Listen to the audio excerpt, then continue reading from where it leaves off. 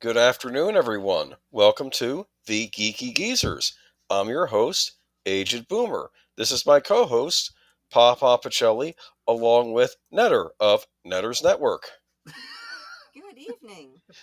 Boy, oh boy, you sound scripted, is what you sound. No, You also sound like you're kind of picking on me because you said good afternoon. Is that your way of oh, jabbing at me for always saying uh, uh, what I'm talking about this evening when I'm on liquid lunch? funny man. No, I just made a mistake. I've been off today. I know I did that because I figured I might as well start sounding like AI since everything's going to be AI soon, right?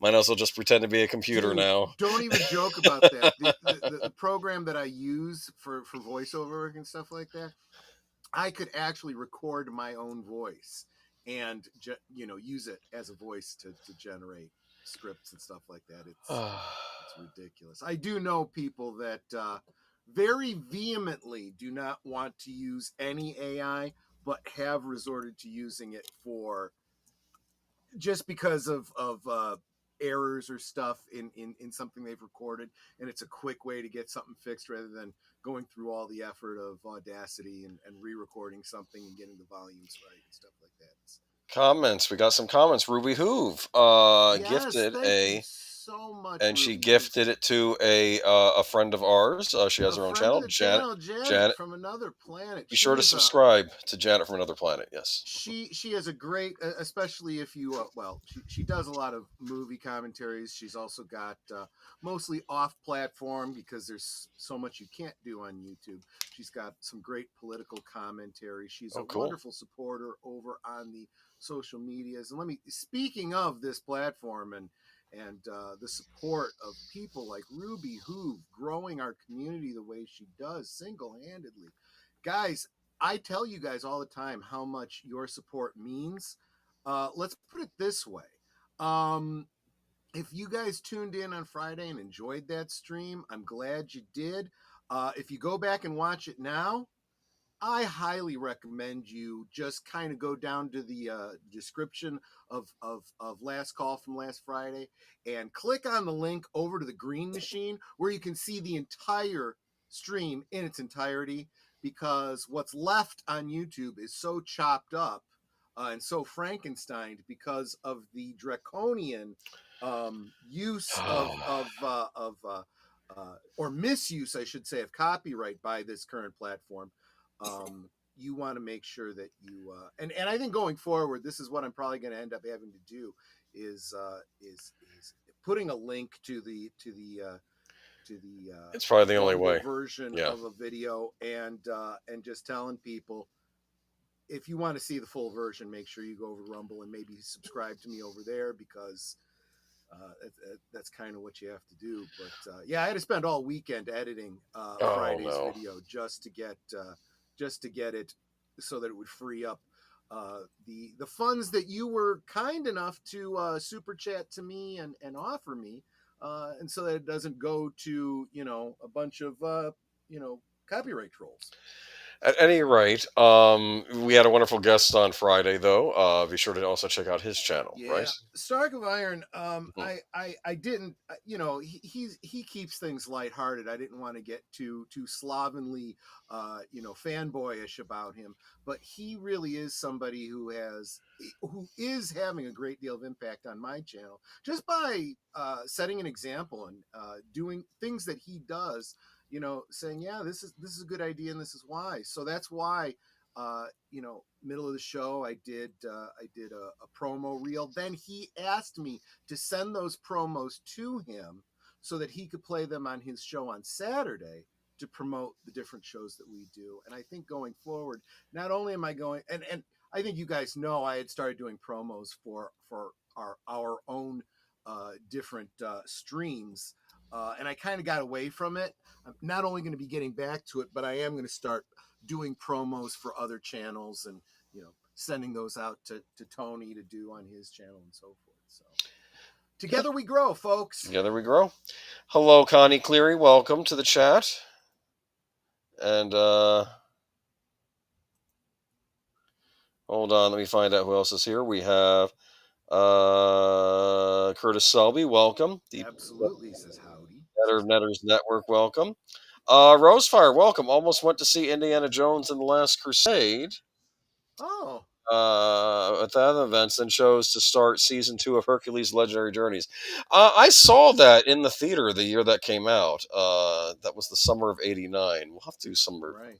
Like Real quick, I want to bring up her other comment. Thought I'd drop in for a little while tonight, but I'm in a dark place right now, going through rough times. Sorry to hear that. Personally and communally, so could use some good vibes and blessings ahead. Absolutely. Rosefire, I'll make sure that Netter, includes you in her prayers. She's got the in with the big cat at the top of the stairs. So, and we'll be talking about good vibrations very shortly. I see where you... Actually, no joke aside, that our good old days tonight may actually be apropos to maybe helping you a little bit. God only knows where we'd be without Brian Wilson. Yes, and definitely. Who else have I missed here?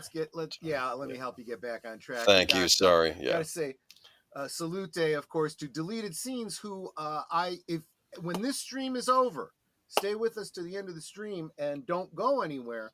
We will be forwarding you over to his late night show, Reserved Seats, where he will be interviewing another good friend of the channel, Big Al. Big Al Presents. I know that guy. We also have to say hi to Aged Boomer. We know that guy as well. He's drinking an orange juice right now. Oh, good for you. Good for you. Freshly squeezed? You're in Florida. It should be free. It's from the bottle, but it says it's organic on the bottle. Well, for whatever that means. Okay, let's not get on a screen. It can be organic too, You're thinking in the orange juice factory they have both bottles up to the same machine, and one bottle says organic and the other says regular, and they don't know the difference, right? Probably true. Probably true. Okay. David Pensack, welcome. Good to see you. Of course, right here in the studio with us is Netter of Netter's Network, who calls me the love of her life, when in fact she is the love of mine. Welcome. Welcome, Netter. Daniel Berry's Sports Highlight. Happy Father's Day. Is that today? That is today. Happy Father's Day. Happy Father's Day to all you people that actually have fathers you have a relationship with.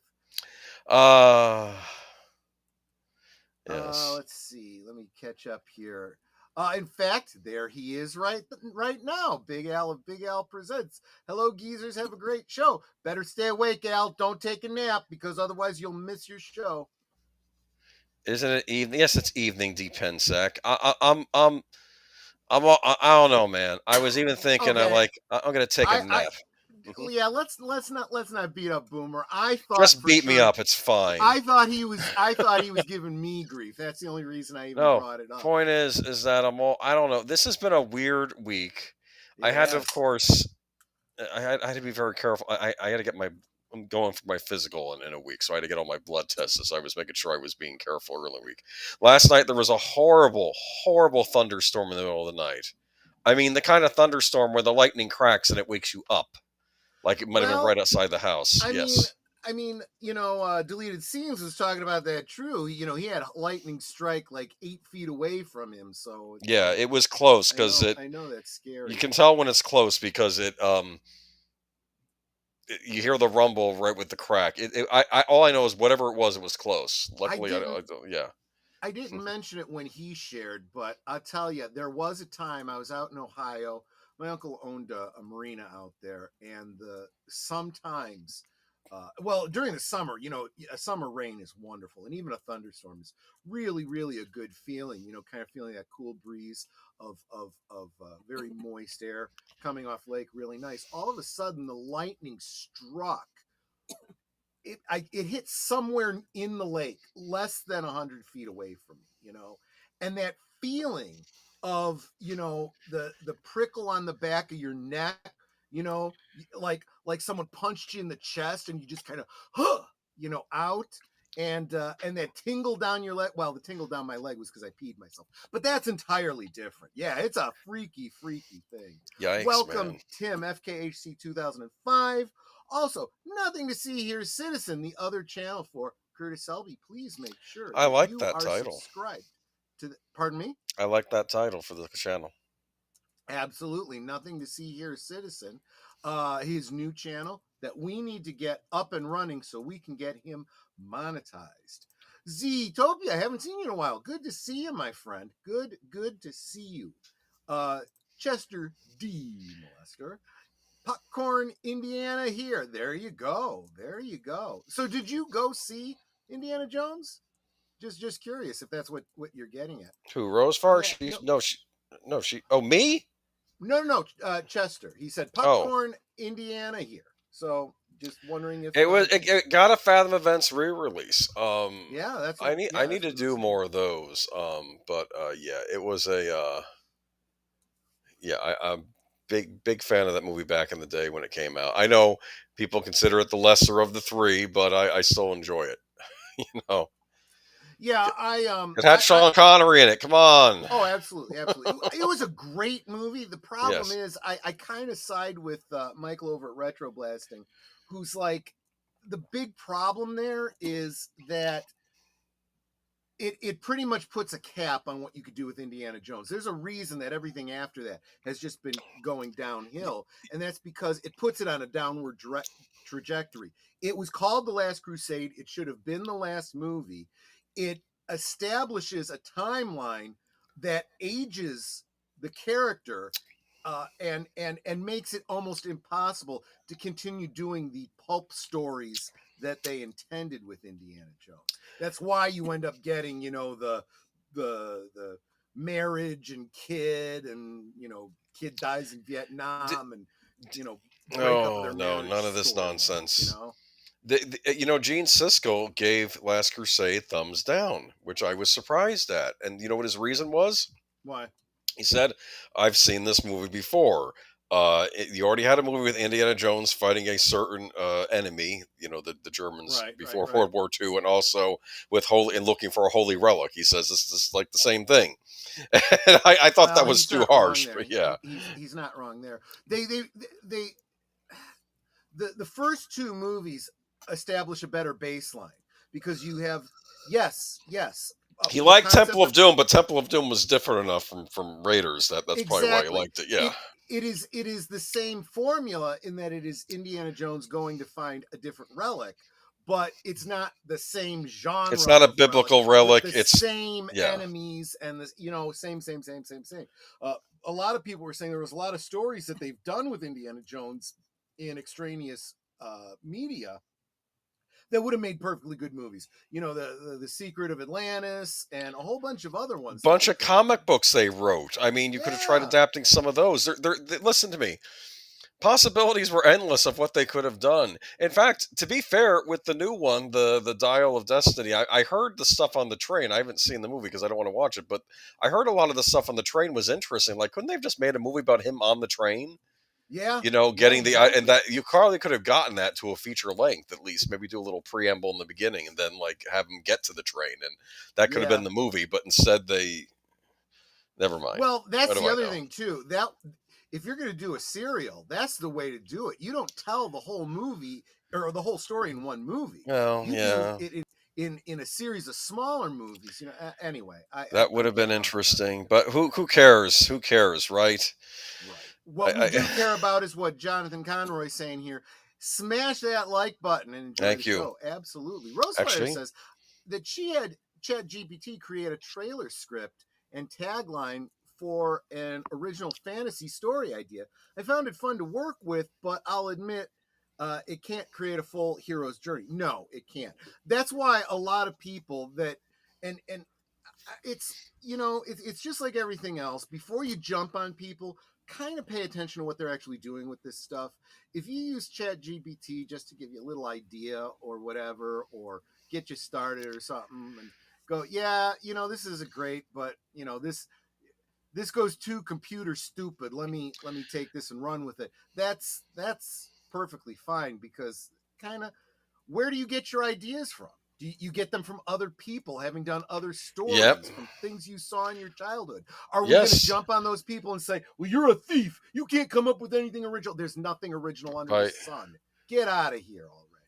By go out into the real world and have some fresh experiences. That's another thing. Guys, You I know? appreciate seeing you guys encouraging Rosefire here in the Yeah. chat. You guys are this is what I love to see more than anything else. You guys are wonderful. It's funny. Rosefire is going back and watching Hercules. I was actually checking out every so often. I pick out a random TNG episode to watch. Star Trek: The Next Generation. That's not our good old days tonight. But I was watching. I watched Deja Q and Q Who. I watched I watched the one where they were getting abducted. Remember? Yes. That was a decent episode. That was a creepy episode that we didn't really get follow through on. I can't really remember that one. Yeah, it was a great take on the whole concept of alien abduction, but doing it in the Star Trek universe. Yeah. And in fact, it's interesting. A lot of those stories that have great unresolved plots, like who were those aliens, what were they all about, and this and that. Star Trek Online has actually taken those stories and developed them a little bit. That those aliens were, they called them the Yalaki, and I don't want to get too much off on a tangent. They were creepy is what they were. Their storyline ties into some of the other storylines, like the Iconians and all sorts of things. So anyway, I don't want to get too much. They weren't even from our universe. They were from another universe, and they were poking in, and they were kidnapping members of the crew and experimenting on them. Yes, exactly. They weren't reaching out and saying hi. They were, apparently they severed Riker's arm and reattached it, right? I mean, yes, and they only noticed it because of the micro fracture in the bone. It wasn't perfectly set. They messed with Geordi, they messed with Worf, and they messed with some other member. I don't know if she was like Starfleet. Maybe she was a school teacher on the ship or something. Yeah, she had also been messed with. Yes, it was just, yeah. Robert's Infinite Realm says, "What's up, Geeky Geezers?" Dang, I guess that includes me as well. Yeah, probably. We're all a bunch of geezers, aren't we? Well, we're all feeling older now, and let's be. Tim says he's got his annual blood work next Thursday. I just went for my annual blood work, and the doctor has already scheduled me for a call-in to talk about it. I don't like that at all. Well, considering that the call is happening in like 2 weeks. She figures I'm probably not going to die in the next 2 weeks, so it can't be all that bad. Is that what you're saying? And can somebody give me a check? Do I sound loud enough? Because yeah, we need a sound. Sound fine. Folks. Thanks so much. She sounds fine. Jesse, well, Jesse of course Green. I'm. Hello, how would Jesse I know? Green. Storyman Jack, welcome. Yeah. Rosefire prefers smaller government, big success. Enjoys good food, fine alcohol, pretty ladies. I just realized Pacelli is Ron Swanson from Parks and Recreation. Very funny.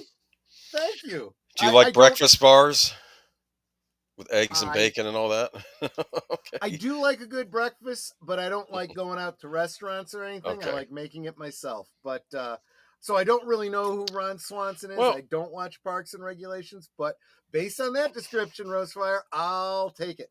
I'll say this, though. If you're stuck having to go to a restaurant, it's hard to mess up breakfast. Yeah. I agree. And now they have chicken apple sausage, too, in a lot of chains, which I didn't realize had actual apples in it. Because I think someone in the chat, maybe it was Connie the other night, was mentioning how she was sensitive to pork. Hold on a second. I'm being told that my volume is low, which probably means... If you want, I can mute myself and listen to it on the YouTube and see. No, that's okay. I'm sure everybody will give me their opinions, and it'll all be different from every corner. So I'm at 90% on my system sound. The sound in the studio... I've only got background noise reduction. I've got it. Yeah, I don't even have it. The studio even touching my sound. All right. Let's get everyone else that we can. Let me know what you're. Let him know if he's too low. Low to me, says Darth Plato. Interesting. Well, here's the other thing. Am I high though? That's another possibility. Well, you sound fine. Well, I was just gonna say. It boggles my mind when someone says I'm low, because I have such a boisterous voice. All my life, between my mother and my wife, I've been getting, "You are too loud. Keep it down. You your voice is grating. So, you know, when someone tells me my voice is low, I'm like, seriously? Really? Yeah. Well, for the microphone, hearing myself in my own ear, I sound low. That's why I was asking if I sound that way to the chat. Yeah. All right. And Well, Darth Plato says, "Boomer groan this early in." Yeah, well, it's been one of like those a Maria days. snort? Yeah, well, there you go. Ebert used to say a movie Boomer. is not what it is about; it's how it does it. Well, that's not wrong, actually. I think Last Crusade stands alongside Raiders. Fair enough. I have Fair a enough. solution. I can talk softer. Maybe that'll There work. you go. Anyway, You we should sound probably get fine. into what we always talk. Deleted scenes thinks you sound fine, so I don't know. We'll just roll with it and see what happens. Let me very quick zip through because I don't want to miss anyone. Like regular contributor to the channel, Geek Flag with Nate knows. Mm-hmm. Boomer is fine, but Troy is kind of low. Sorry, man. I have limited ability to change my volume. You guys are going to have to just up it on your side. Boomer is a little high, but that's fine. And I think that gets us. You're geez, and it just jumped. All right, let's just get into it because otherwise we're never going to get this show. I'll try to off the talk ground. softly. Anyway, Troy's like he's talking through a wooden board. Well, I don't know. I guess we'll find out as the stream goes on. Look, We'll check it I'm after the stream. I'm going to do exactly what I did last time. I'm going to fucking crank it, and if it's too loud, then just put your volume down because there's only so much that I can do. Yeah, that's fine. Anyway, we are going to talk about the good old days tonight, and we'll get into that in a minute. And unfortunately, it. Sorry. Yep. Let's go ahead and get. Oh, you didn't. Did you send me the what do you call it? I got to put that up. Yeah. The presentation. Yeah. Oh crap. It's okay. I'll entertain the chat while you get it. It should be. You entertain. Yeah. If it's not there, let me know. Talk softly and carry a big shot glass. Nice. Anyone excited for that new Superman trailer, huh? I don't know. Get your tickets now. Film for IMAX. Well, you know, if anyone is interested in getting that rocks glass that I gifted to Troy on Friday. Yeah, we'll do an official launch, but now I guess I have a merch store that I didn't know about previously. Yeah, there's not a lot in it right now. There's like some shirts, a couple of different types of glasses, like to-go containers. There's a stemless wine glass with my logo on it. But Troy also has a new logo because it was Friday Night Last Call, and now it's just Last Call. But I didn't have the new logo. I set this up to surprise him, so he's got one that says Friday Night Last Call on it. That's nice. That is nice. You want to bring up the presentation? It takes time to upload, so you're going to have to continue. Man? You know, computers, man. I don't know what to tell you. It's just the way it goes. D-Pensix says your level now sounds like it's matching Boomer's. Well, like I said, I had to crank it literally to the top. We're going to roll with it and see how it's. We'll do a post-op after the stream, but let's get this party started. And I don't know, man. Did I tell you? No, what were you going to say? I didn't tell you last Sunday that I gone to breakfast. And guess what I had for breakfast last Sunday? What'd you have last Sunday? A Rudy Tooty Fresh and Fruity? The Rudy Tooty Fresh and Fruity Doug Flutie Betsy Boopsy breakfast. No, I've been to IHOP in a while because they closed the one in the city we usually go to breakfast, and there's another one around that we can go to. But I went to Bob Evans, got myself the biscuits and gravy, a couple sunny side up eggs, and some bacon and some hash browns. Okay, all that other stuff sounds really, really good, but I mean, ew. That's just the Brits, man. The Brits were very taken aback in that one stream I was watching about what is this biscuits and gravy that you Americans speak of. Well, and you know, I do have to say, honestly, it's called SOS. Yeah, it is. It is like shit out of shingle. Exactly. There it is. Because one thing that I hate is that it defaults to a method, very slow method. It looks really weird when you change between the slides, but now it should be fixed and you should be ready to go. Should be nice and Boomer. smooth. Welcome to there you Geeky go. Geezers. Let's get this party started. Okay, we have, and we normally start out talking about the good old days. The good old days. Talk about the Beach Boys. Absolutely. This, yeah, and Boomer's like, do you know a good deal about that? Yes, I know a great deal about the Beach Boys. So the band started in 61. This was what you call a real family group here. It was Brian Carl and Dennis Wilson, managed by their father, Murray. It included their cousin, Michael Love, and a good friend of theirs, Al Jardine. That was the original. Look at those kids. I mean, how young. Oh, my gosh, it's crazy. Yep. It basically formed around Brian's songwriting and, like I said, managed by their father. The first hit was in 1963 with Surfin' USA. Now, that wasn't the first song they did, but it was the first, big hit that they had. And that just began a string of top 10 singles with what was described at the time as a uniquely California sound. Focused on surfing and cars and California teen life at the time. Other hits in the 60s included Surfin' Safari, Surfer Girl, Little Deuce Coupe. I got a little story about Little Deuce Coupe. So when I was in high school, and I know that, high school in my day was very different than high school for some of you younger folks. It was definitely a transitional time in high school where prior to my day, it was always, you had two paths in high school. You either went trades or you went college prep. And now they've pushed the trades out and it's all college prep because they want you all to go to college, whether you're going to do anything with that college education or not, apparently. But I kind of went middle of the road. I took a lot of shop classes. I also took a lot of college prep classes. And one of the classes I took was, of course, auto mechanic. And our teacher, Mr. McGuire was his name. He was real into, well, he called himself an original gearhead.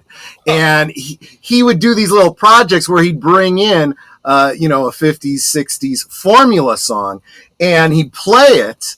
And we were supposed to sit and write down all the gearhead terms and explain what they were. And one of them was Little Deuce Coupe. And, yeah, I remember. Know what I mean, yes. And it's like that one I had actually, a lot of the songs that he brought up I had an advantage on because everyone was like, wait, can you play that again? Nope, you get it once. Well, I had all of these songs already in my head. Hell, I was actually writing down, lyrics before he'd even gotten to them because I knew exactly what was coming. So yeah, I had the advantage there. But anyway, so I'm going back to my notes here on the Beach Boys. Get back on topic, for crying out loud. The thing is that I really have to limit myself because we could get off on a whole tangent about the influences of the Beach Boys. There was just like I think in like the late 80s, early 90s, there was all this talk about a rivalry between the East Coast and West Coast rap groups. Well, it was the same kind of thing with the Beach Boys. There was an East Coast, West Coast kind of thing where you had this more, like, I don't know, Greasers kind of style. Like the four feathers or the four seasons? Was that well, a little bit. But you had this very doo-woppy kind of 50s style. From the New York bands. Yeah. And then you had this California sunshine thing in the West. And that really did impact music going from the 50s into the 60s. But then you also throw into that mix, you have the British invasion, Beatles. Which the Beatles, absolutely. And there was, I don't want to say there was a rivalry, but there was a tension between the musical styles that, because honestly, I think the audience saw it as a rivalry, whereas the bands were influenced by each other. Yes. I feel like I think all these bands that people try to say had rivalries going really had a mutual respect thing going on. They were kind of fans of each other. So I think that Paul the Beach McCartney Boys was listening to the Who to get some influence for. There's all kinds of again. We could go off on whole tangents about this, but and in fact, I mean, one of the greatest. Well, and again, this kind of goes back to one of our in memoriams when we were talking about how the Beatles and the Monkees, right? You know, the Monkees were really just always picked on and derided as the prefab four, and like they just didn't get the respect, and it really seemed like those guys felt like they were in the Beatles, like shadow, and I guess they were at a concert together. Yeah. And they had some interaction, and one of the Beatles said to him, "Man, you guys are great." And they're like, "Please, we're, I don't remember." They said something very, derogatory about themselves, and they're like, "Guys, you guys are wonderful. Whatever they're saying about you, don't buy it. You're doing good stuff out there." There was a made-for-TV movie about the Monkees, and I think they showed him. I don't know if one of them was talking to Ringo Starr, or was it John Lennon? And they were saying, "Yeah, you're the real you're the real band." And they were saying, "What are you talking about? You're the funniest guy since the Marx Brothers." Because they that's the other thing too. They appreciated everything that came with it. It's like the music is great, but you have something more than that. See, in a way, the Beatles were kind of trying to do a little bit of what they saw the Monkees doing when they did their what was that movie that they did? The Yellow Submarine? Yeah, exactly. And some of the other stuff that they did, they never really broke out into that. They never got out of their music. Sense about them too on some level. Yeah. Exactly. Yeah. And on the other side, the Monkees were trying to get into more of the music, and they were having a hard time because everyone was focused on the show. And there's nothing wrong with either one of those formulas, and I think that's what the guys over at the Beatles were telling the Monkees. But anyway, you do see the same kind of transition. You see you see Brian Wilson start to be very influenced by the Beatles, all the psychedelic and all that kind of stuff. Yeah, you start getting into pet sounds and so forth. Unfortunately, what you also get into is they went from their what do you call it, the teeny bopper, Bobby Soxer type of happy, charmy, goody teens of America in the 50s and 60s, and you start getting into the counterculture, maybe imbibing some substances type of thing, and that had some very, very serious impacts on several members of the band over the rest of their life, if we're going to be honest about it. So. It's funny. Darth Vader says, "I know a guy who saw the Beatles in Philly. It was such a screaming convention that you could hardly hear any music." That's fun. That's interesting because all the women would scream over the Beatles, right? Exactly. Over the Beach Boys as well. But I was at a Billy Idol concert recently, so that was an interesting experience. But I remember the Monkees on TV. Yeah, I do too. I did want to say though. That people consider Pet Sounds though to be brilliant now. It's considered a brilliant album now, but maybe not so much back in the day, right? True. You know what? Before I get into that, though, I do want to back up again one more time to 1963. Again, early in their career, they had a Christmas album. That I think not enough people really realize how impactful that song had. A lot of singles in there, not a lot of a lot of covers in there, not a lot of original tunes, but there and we could almost, maybe we'll save this for when we get to December. A lot of groups used to do Christmas albums that their versions of certain standards, or what people thought of as standards, became the iconic versions for people going forward. So that's why when you hear some of these songs on the radio and people go, "Oh, Perry Como did that better. No, I like the Elvis version of that. No, I like the the Beach Boys have a number of songs, and I don't think enough people think about how Christmas albums directly impacted people's memory of the various bands and so forth. Okay. But anyway, so yes, Pet Sounds, in case that album came out in '66, and man, what a list of songs that was. It's got a Pet Sounds has a what do you call it? A Wikipedia page that is longer than the entire write-up for the band itself. It's absolutely amazing. I could just do a whole chat just on that. The cultural impact and influence. Yeah, absolutely. Yeah. But I'm sorry. Yeah. No, it's okay. I don't know if you had more you wanted to say, but I did want to talk about. There was a movie a few years ago. I did not see it. You know more about that one than I do, I think. This goes. This is. Well, here. Let's go ahead and see if I can show. You have two actors playing Brian Wilson, right? You have Paul Dano as the young Brian Wilson, and I want to say that might have been. Is that an actual picture of Brian? That might just be Paul Dano. I'm not sure. It's hard for me to tell who's Paul Dano. Because he did a really good job. He really did look like him. He looks like him, yeah. And they do the flashbacks when he's young. John Cusack plays the older Brian Wilson in the 70s, and where he meets the woman that would eventually become his second wife. And I almost want to say this is a true love story, and it's almost like. I want to say it's almost like a fairy tale in reverse, whereas, usually it's the handsome prince or knight rescuing the beautiful princess, whereas this is the woman rescuing the man. That's what it's about.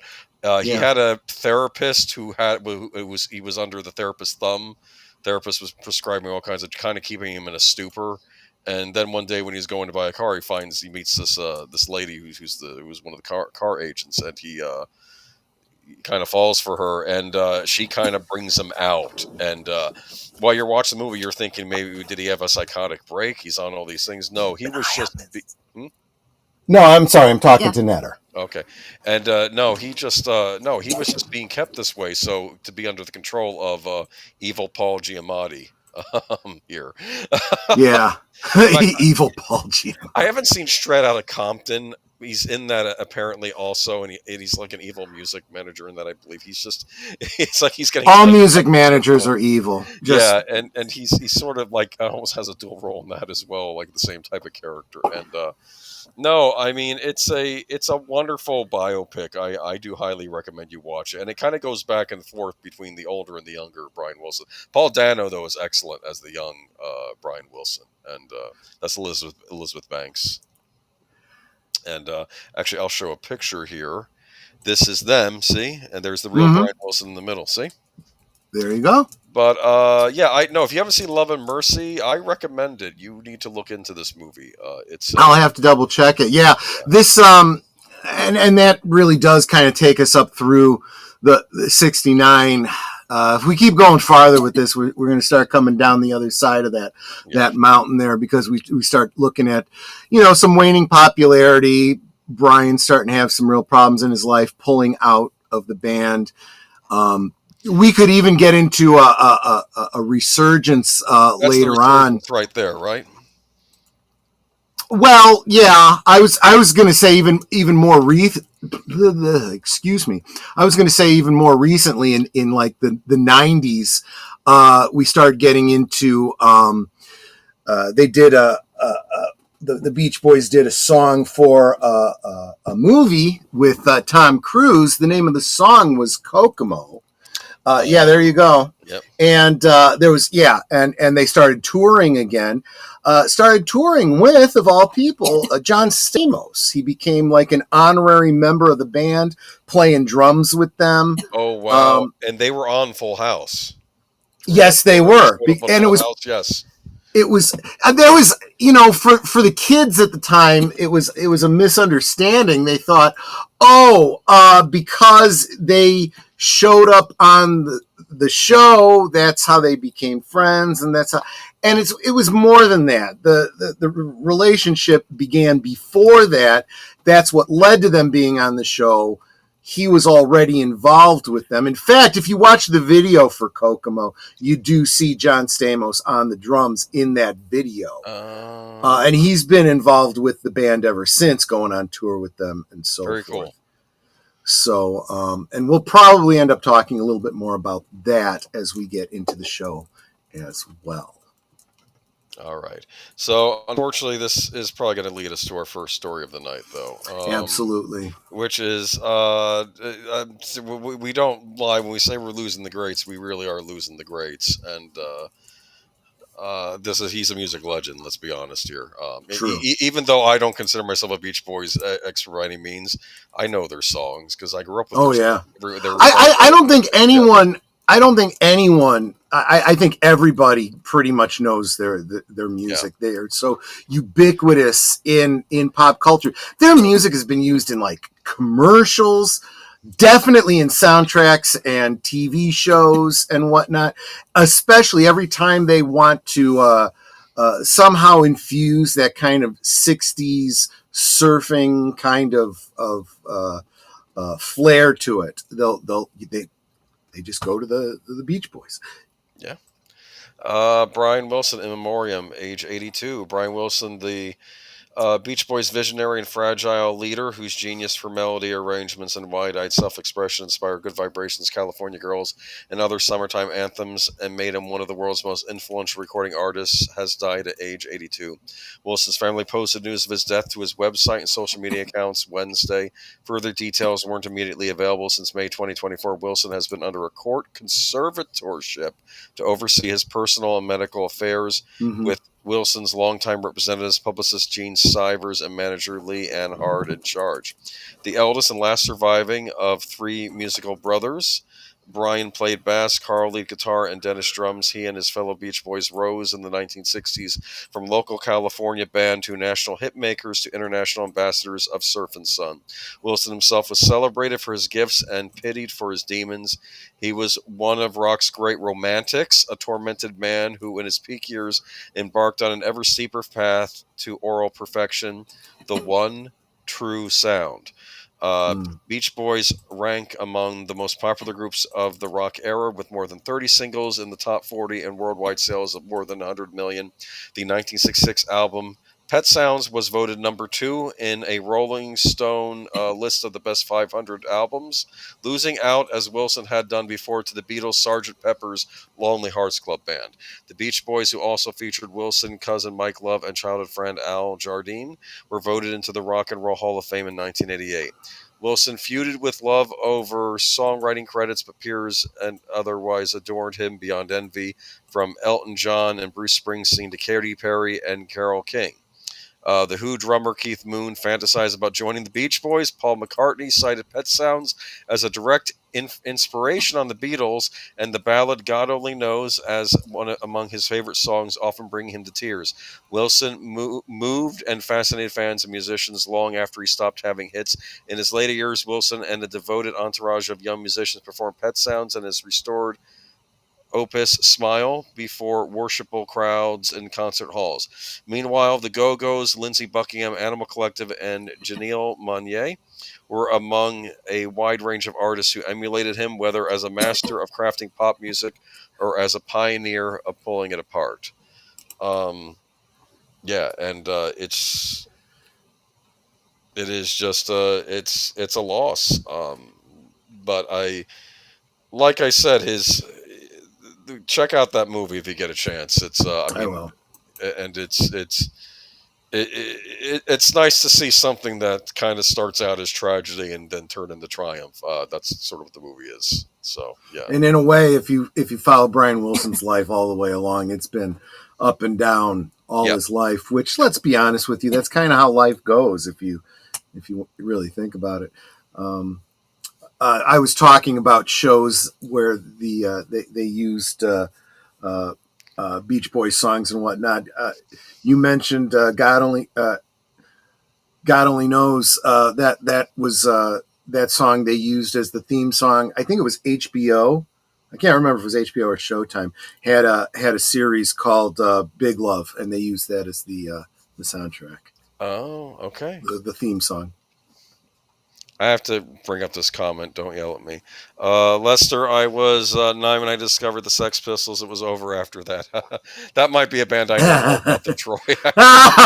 Yeah, I don't know much about the Sex I like Pistols at all. I like the Punks. But yeah. But remember when that guy danced the Beach Boys on top of movie van and Teen Wolf? Do not attempt Yeah. it at home. Okay, yeah. Do not attempt at home. Yeah, absolutely right. Absolutely right. I don't know. Leatherface was on top of a moving truck to the sound of Oingo Boingo, and he was fine. And well, there you go. There you go. Geek Flag, Oral Perfection. I once knew a girl. Hey! Well, you know, I'd be tempted. Wonderful memories, I would say, Nate. Wonderful memories. All right. So this also continues on. We have a kind of. This is why I had, I said we'd probably get back to John Stamos. So with the announcement of his death, it was John Stamos who actually had to break the news to Love, and that. Yeah. Remember, the links to all the articles that we're talking about today are in the description below. Go check them out for yourself. Yeah, John Stamos told Beach Boys Mike Love that Brian Wilson died. Wouldn't it be awful? That's how John Stamos felt, having to break it to Mike Love that the Beach Boys bandmate and cousin Brian Wilson died at 82 on Wednesday. The Full House actor, who has been an honorary Beach Boy playing drums and guitar with the band for 40 years, was traveling with Love when he received the heartbreaking news. I was with Mike. I got off the plane and I got the text. Stamos 61 exclusively told the Post on the red carpet of the Songwriters Hall of Fame induction ceremony on Thursday before he enshrined Love at New York's Marriott Marquis. I was like, oh boy, I guess I better tell him, I said. Mike, your cousin passed away, and his face went blank. And we sat in the car for, it's rough, especially when you got to be the one to break the news. And we sat in the car for 2.5 hours or so. He didn't say one word. He continued, and I didn't ask him anything, ask him how he was feeling. I knew how he was feeling. Indeed, Stamos, having grown up idolizing the Beach Boys long before he got to know and play with the 60s trailblazers of the California sound, understood the profound loss that frontman Love 84 was processing about the group's mastermind. They had 80-plus years together. He said they made beautiful music together. But Stamos shares in the collective grief that the world is feeling after the death of God only knows giant, one of pop's true visionaries who changed music as we know it. Without Brian Wilson, life would be a mistake, he said. It's been a big blow to all of us. Stamos first played with the Beach Boys 4 decades ago at the Washington Monument on the 4th of July in 1985. This July 4th will be 40 years of nagging them and stalking them, he said. But Stamos had been much more than just a stan. He helped introduce the Beach Boys to a new generation by featuring them on his TV sitcoms Full House and You Again. He also appeared in the video for their 1988 #1 hit Kokomo and directed the clips for 1992's Hot Fun in the Summertime. Stamos feels blessed to have spent a good amount of time with Wilson, recalling one special trip to Montreal. We were doing shows in Montreal. I was with them, and Mike couldn't make about 5 shows, he said. And so Brian came out, and he's the lead singer of the band, and it was great. Even more magic happened behind the scenes, though. We were at Four Seasons in Montreal, and one night he says, let's go find a piano, he said. And so we couldn't find one, and we broke in the ballroom. There was a piano there, and he sat for 2.5 hours, and he played any song we requested. In fact, Stamos marveled. He starts writing a song. While noting that Wilson, who had a history of mental health and substance abuse problems, was complicated, obviously, Stamos shared that he had also a wry sense of humor. Reflecting on inducting Love, who co-wrote Beach Boys classics such as I Get Around, California Girls, Good Vibrations with Wilson, into the Songwriters Hall of Fame, Stamos said, if you would have told me I'd be here tonight, I don't know what I did right in some past life or something. He continued, I've had a lot of honors in my life, a lot of good things, but this may be the greatest honor of my life to be able to give this to him tonight. I think this is long overdue. Mike is getting into the Songwriters Hall of Fame. And for Stamos, the Beach Boys music is more necessary than ever 6 decades and 60-something summers later. Decency is at an all-time low and discord is at an all-time high, he said, and we've never needed the Beach Boys music more. I agree with that statement. So, yeah. Listen to I also want to say hi to Das Wolfen. Haven't seen you in a while. Good to see you, my friend. And Robert's Infinite Realm says John Stamos be looking like Nash Bridges. I was getting a bit of an Elvis vibe here, which would probably be on brand. He was clearly getting a lot of Elvis influence back on his Full House run. He was on ER for a few seasons too, as I recall. I don't remember ER, but I do remember him being on. Yeah. I want to say General Hospital. I think he was. He Blackie? He played a character named Blackie, I believe. Might have been, yeah. I think we mentioned that one stream once. But yes, Curtis says, "What a beautiful sentiment." Absolutely, that's why I wanted to make sure we included that. It just seemed like a great tribute, more than just a rundown of what Brian Wilson had contributed to music. Kind of a little personal touch too. All right. Moving on to so rest in peace, Brian Wilson, and yep, you'll live for years on with your music. Trust me, you're not going to be forgotten anytime soon. Absolutely. Okay. So moving on to another death. This one we may remember him from Ghostbusters 2. So this is Harrison. Yeah, see, I remember him from a lot of places. I especially remember him as a Cardassian in Deep Space Nine. But sound terrible, but he seemed old in Ghostbusters too. Yeah, I kind of did. He had one of those kind, and you'll find this is actually true with a lot of these character actors. They're younger, sometimes they look older than they can cast them in parts. Exactly right, and then you do tend to have this person that always looks old. You know, we said that about Abe Vigoda too. You know, he looked old. You know, even when he was young, he looked old. And but that also means he doesn't change a lot as he gets older. So Abe Vigoda was the voice, I believe, of Bruno Mannheim on Superman the Animated Series, the guy in charge of Intergang. Yes. Okay, I didn't know that. That's very interesting. But in fact, I wonder if Harris Yulin played anybody on any of these DC shows, because everybody showed up on them. Anyway, I can take a look while you're getting into the article there. Yeah, actor Harris Yulin, an Emmy-nominated actor who appeared in projects including Frasier and Ghostbusters 2, has died. He was 87. The news was confirmed by Yulin's manager, Sue Liebman, who said in an email to CNN that he passed away June 10th in New York City from cardiac arrest. Yulin was a decorated theater actor, playing Hamlet 3 times off-Broadway and appearing in plays on Broadway, including Hedda Gabler, The Price, and The Visit. He also taught at New York City's prestigious Juilliard School for 8 years. Wow. Liebman's email said Yulin was working on new projects with actor and longtime collaborator Stacy Keach. Wow. Up until the time of his death. The actor brought his theatrical stage presence into his film work, appearing in Looking for Richard with Al Pacino in 1996. Yulin is perhaps best known to audiences as the angry judge in 1989's Ghostbusters 2, whom wittingly causes the supernatural ghoul to boil over and goes to wreak havoc in the courtroom. That's my favorite scene in that movie. Yeah. Because basically you have this old, he's almost like a modern day hanging judge, and he just wants to throw the book at the Ghostbusters as much as he can, and his rage basically causes the Scoleri brothers to appear. The 2 guys he sent to the chair back in his when he was 30 years ago or something. Yeah, and he's like, "Oh no, the Scoleri brothers," and he says, and they show up in electric chairs too, which I thought was a neat touch. Yeah, like all sparkling with electricity and stuff. Anyway, his notable film roles include parts in Scarface, Clear and Present Danger, Training Day, and Multiplicity. On the small screen, Yulin scored an Emmy nomination for his work on Frasier in 1996. He also appeared on Veep, The Unbreakable Kimmy Schmidt, and Just Like That, Billions, and Divorce. Recently, Yulin had a major arc on the hit Netflix series Ozark opposite Jason Bateman and Laura Linney. In the weeks prior to his death, Yulin was preparing to work on a new TV series co-starring Linney along with Kevin Kline, titled American Classic. Director of that series, Michael Hoffman, called Yulin very simply one of the greatest artists I have ever encountered, according to a statement provided by Liebman. And what he was as an actor, he was as a man, the grace, the humility, the generosity. All of us at American Classic have been blessed by our experience with him, Hoffman added. Yulin is survived by his wife, Kristen Lohman, a son-in-law, a nephew, and godchildren.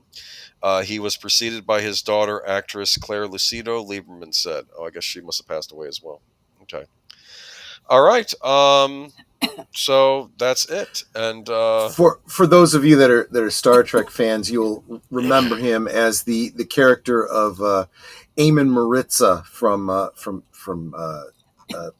Star Trek Deep Space Nine, a show that before shows started going all preachy. They used to do stories that were very not preachy but thought provoking. He was was he the Cardassian they caught? Yes, war criminal. It turned out that he was not who he claimed to be. But he was doing it because he needed the Cardassians to need this needed to be acknowledged. Yeah, so if you could imagine some, old German who survived World War II, pretending to be one of the infamous National Socialists that did all kinds of nasty, terrible things, and claiming to be that, as if to go on trial and whatnot. Why are you doing this? Kira said to him. This isn't your crime to. He said, because someone has to pay for it. That kind of healing has to happen. You're a good man, and too many good men have died. I think she says, yes, exactly, and a very tragic ending for the character, but well played by Harris Yulin, and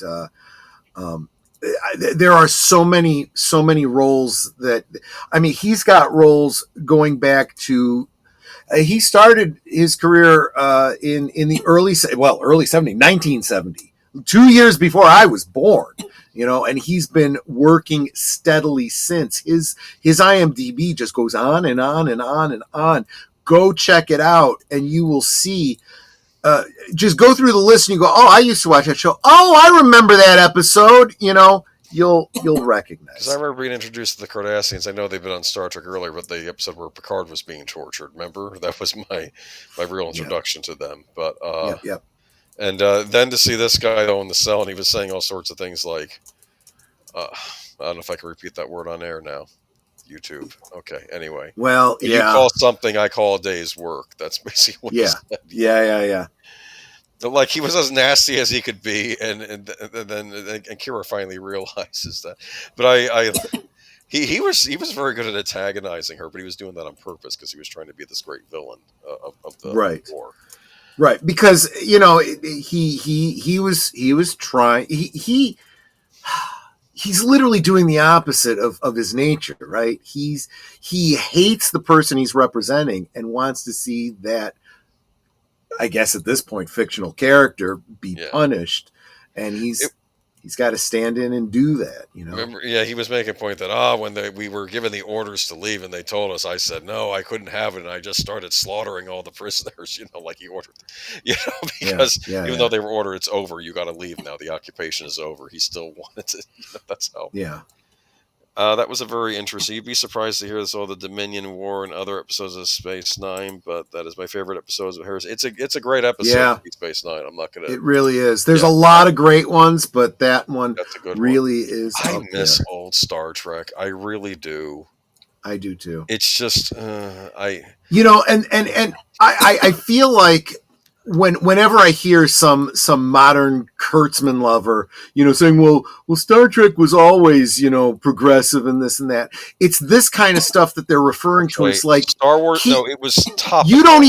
You don't even know what you're talking about. It was topical with good writing. Now it's preachy with crappy writing. You cannot compare those. Your own opinion on what was going on. Yeah, the opinion fed to you.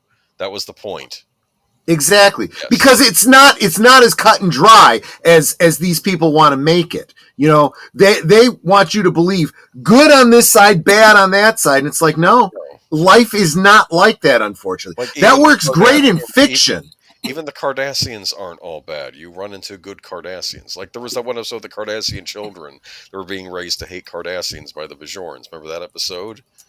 And even O'Brien Yeah. had a statement, like he says, "Oh, this kid's very gentle." And like he makes a comment to Keiko, gentleness was removed from these people a long time ago. And she said that was a very ugly statement you just made. And because of Yeah. course O'Brien had his own feelings toward Cardassians because he was in the Federation. That's true, because he was literally a grunt during the war on the Federation side. Yeah, and he was the one that allowed you to see the Cardassians the way, let's face it, the way my great uncles all represented the Germans and the Japanese. There's a wonderful episode of Mad Men where that great advertising show where they're having to deal with, I think, a Japanese car manufacturer advertising, and the Roger Sterling just flips out because, of course, he was in the Pacific Theater.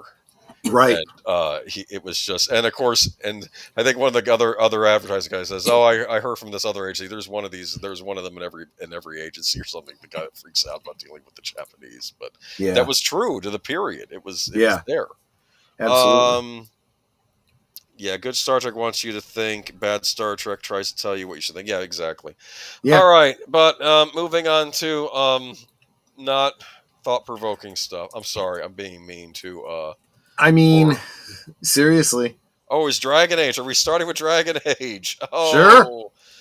I'm gonna try not to read this whole thing, but yeah, a report came, I believe it was on Bloomberg from Jacen Shear, formerly of Polygon, who, of course, Polygon I think has been a gutted news site now, probably deservedly so. But I remember he was making comments on on I think it was on X at the time, saying, "Oh, well, whatever you say about the game, at least they're owning the chuds." I think he said, and it's like, yeah, they got to own the chuds, and now where's their studio? Yeah. Exactly. Seriously, stop attacking the fans, because okay, Dragon Age: The Veilguard may be best described as a disappointing entry in the series. The game earned a Metacritic of 82 on PlayStation 5, but was reviews bombed by users so harshly that Metacritic warned users about it. Few will dispute that it doesn't live up to the legacy of previous Dragon Age games, as EA admitted its poor performance to investors, leading the company's stock dropping. But as it turns out, there's a logical explanation for why it ended up this way. As reported by Jacen Shire from Bloomberg, Dragon Age: The Veilguard was the victim of multiple bad decisions by EA management, stacked on top of the other, but it also stems from one pivotal year, 2017. At this time, the industry was starting to notice the growing trend of live service games, and EA was eager to jump in. On October 2017, while part of BioWare was already working on Anthem, Mike Laidlaw told his team that EA gave the order to pivot Dragon Age to multiplayer live service. For those wondering, this was also the reason he left the company. Replacing Laidlaw as creative director was Matt Goldman, who was previously the art director. While he was helping shape this version of the game, he also moved the game to become pulpier and more lighthearted. This was the genesis of Dragon Age: The Veilguard's jarring tone shift, but in Goldman's defense, it would have been better suited to with the live service push. You know what a live service game is, right? I probably do. I just don't know it by that name. Fortnite, I guess EverQuest or World of Warcraft would also be considered live service games. Something that you pay to play each month. Okay, buy gotcha. Skins for your characters. It's right. It's almost like it's a games as service model, as opposed to buying a single player game to play at home and beat. This is something you play online with other people. It's like I said, it covers a lot of different types of games. But like, if you remember EverQuest and like World of Warcraft, things like that, and of course the more popular Fortnite these days. But in 2019, after Anthem bombed in the market, EA decided to pivot the project once again. In 2020, Dragon Age once again turned to a single-player game with Gary McKay taking over BioWare and leading this new direction. This could have been where BioWare turned the whole game around, but EA didn't do the right thing here. Instead of allowing them to completely start over with new budget and timetable, EA gave BioWare a year and a half to finish the project. Other missteps followed, such as friction between Dragon Age team and the Mass Effect team brought in to help. However, even these issues could have been overcome if they weren't forced to work under budget and on a tight schedule. Those of you who play Dragon Age: The Veilguard may have remembered the mixed feelings you felt about the game itself, about things it got right and wrong, about the many changes that just didn't make it feel like a Dragon Age game. You may have even wondered if this Dragon Age even had a reason to exist. It may be called comfort now based on Schreier's report. This report was made under duress from the start. This project was made from duress from the start, and even such projects can be turned around even the final hour, but there were more things that worked against the project than for it, and that's the reason we got Dragon Age the Veilguard. EA has been particularly cutthroat this year, with layoffs at Codemasters and Respawn Entertainment after deciding to cancel Marvel's Black Panther. They were making a Black Panther game, I guess they're not now, and close its studio Cliffhanger Games. We hope that BioWare is able to step back with their new Mass Effect project and be able to turn things around. So, yeah, that's kind of where we are with this. Live service games are like a streaming service for gaming. Well, I consider them. There's a big push in the industry to turn games, I think, into a service like a rental service. For instance, I think live service is a form of that. I think another form of that is, we can put all these great single player games on, but why don't you just subscribe to a monthly service and you can download it, and you don't own it, but you're not paying as much for the full game. We'll get into that later, but Right.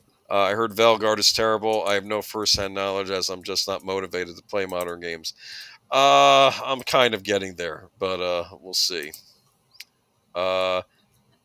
This episode has too much pathos today. Well, like I said, now we're getting into the rot gut. Okay, so you can enjoy it. Pretty much. But let's get into our next article, which is my favorite one of the night. Which I meant to cover last week, but it's okay because it kind of ties in what we're talking about. Dragon Age Maestro said he knew. Says okay. Dragon Age Maestro says. I can't even read that headline. Hold on, give me a moment. Dragon Age, he says EA always spoke about the hypothetical nerd cave of diehard RPG fans who will always show up. So yeah, so let me read this article. Did you like my picture there? Yes, That's perfect. the nerd from the nerd cave. That's from an old Law and Order episode where there was a addicted gamer in the episode. So I thought that was like, I always feel this image is like the worst media stereotype of what a gamer looks like. Right. So, a Dragon Age veteran says EA liked to refer to a cave where RPG fans who could be trusted to buy anything the genre threw at them would dwell. Speaking to Games Radar, BioWare veteran David Gator explained that before he left BioWare, his tastes had become somewhat old-fashioned in EA's eyes. I was very vocal on the Dragon Age team, he says. I was always trying to push it to our traditional mechanics, and that wasn't very welcome in the EA sphere. He says that EA considered those mechanics, the kind that shape games like Dragon Age Origins, to be slow and cumbersome rather than the actiony and slick presentation that the studio was being pushed toward. That meant that Gator's views were often not very welcome despite his long tenure at the studio and work on many of its most famous RPGs. That's partly because he says EA didn't think the traditional RPG audience was one that was worth focusing on. He claims that overseers referred to those mechanics as being in the cave. The cave, he explains, was where the nerds went. The nerds were in the cave. You made an RPG and the nerds in the cave would always show up for an RPG because it was an RPG. That devotion to the chosen genre in EA's eyes meant that you didn't have to worry about the nerds. You didn't have to try and appeal to them. You had to worry about the people who weren't in the cave, which was the audience we actually wanted, which was much larger. Really, Gator clarifies that the audience that EA wanted, and it basically got what it wanted. Unfortunately for the publisher, the end point of that philosophy was Anthem, a live service effort that flopped entirely at launch and was entirely abandoned within 2 years. The benefit was that BioWare was able to refocus somewhat on its single-player RPGs, and last year's Dragon Age Veilguard eventually released Mass Effect 5. Although with that game still in pre-production this year, it might be some time before we get it.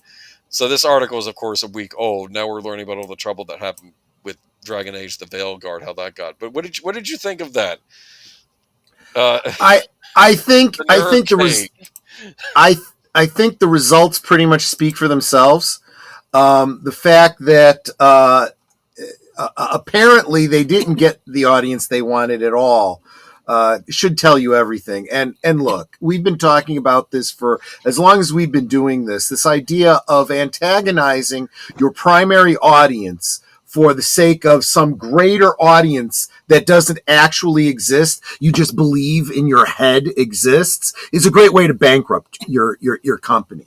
So again, you may feel good about getting the zinger in on those nerds that you don't like, but congratulations, you just put yourself out of work. So when we look at some of the more popular recent RPGs, we had Baldur's Gate 3, big deal. I believe that used classic mechanics, or at least was trying to use actual like D&D like terminology, rule base in it.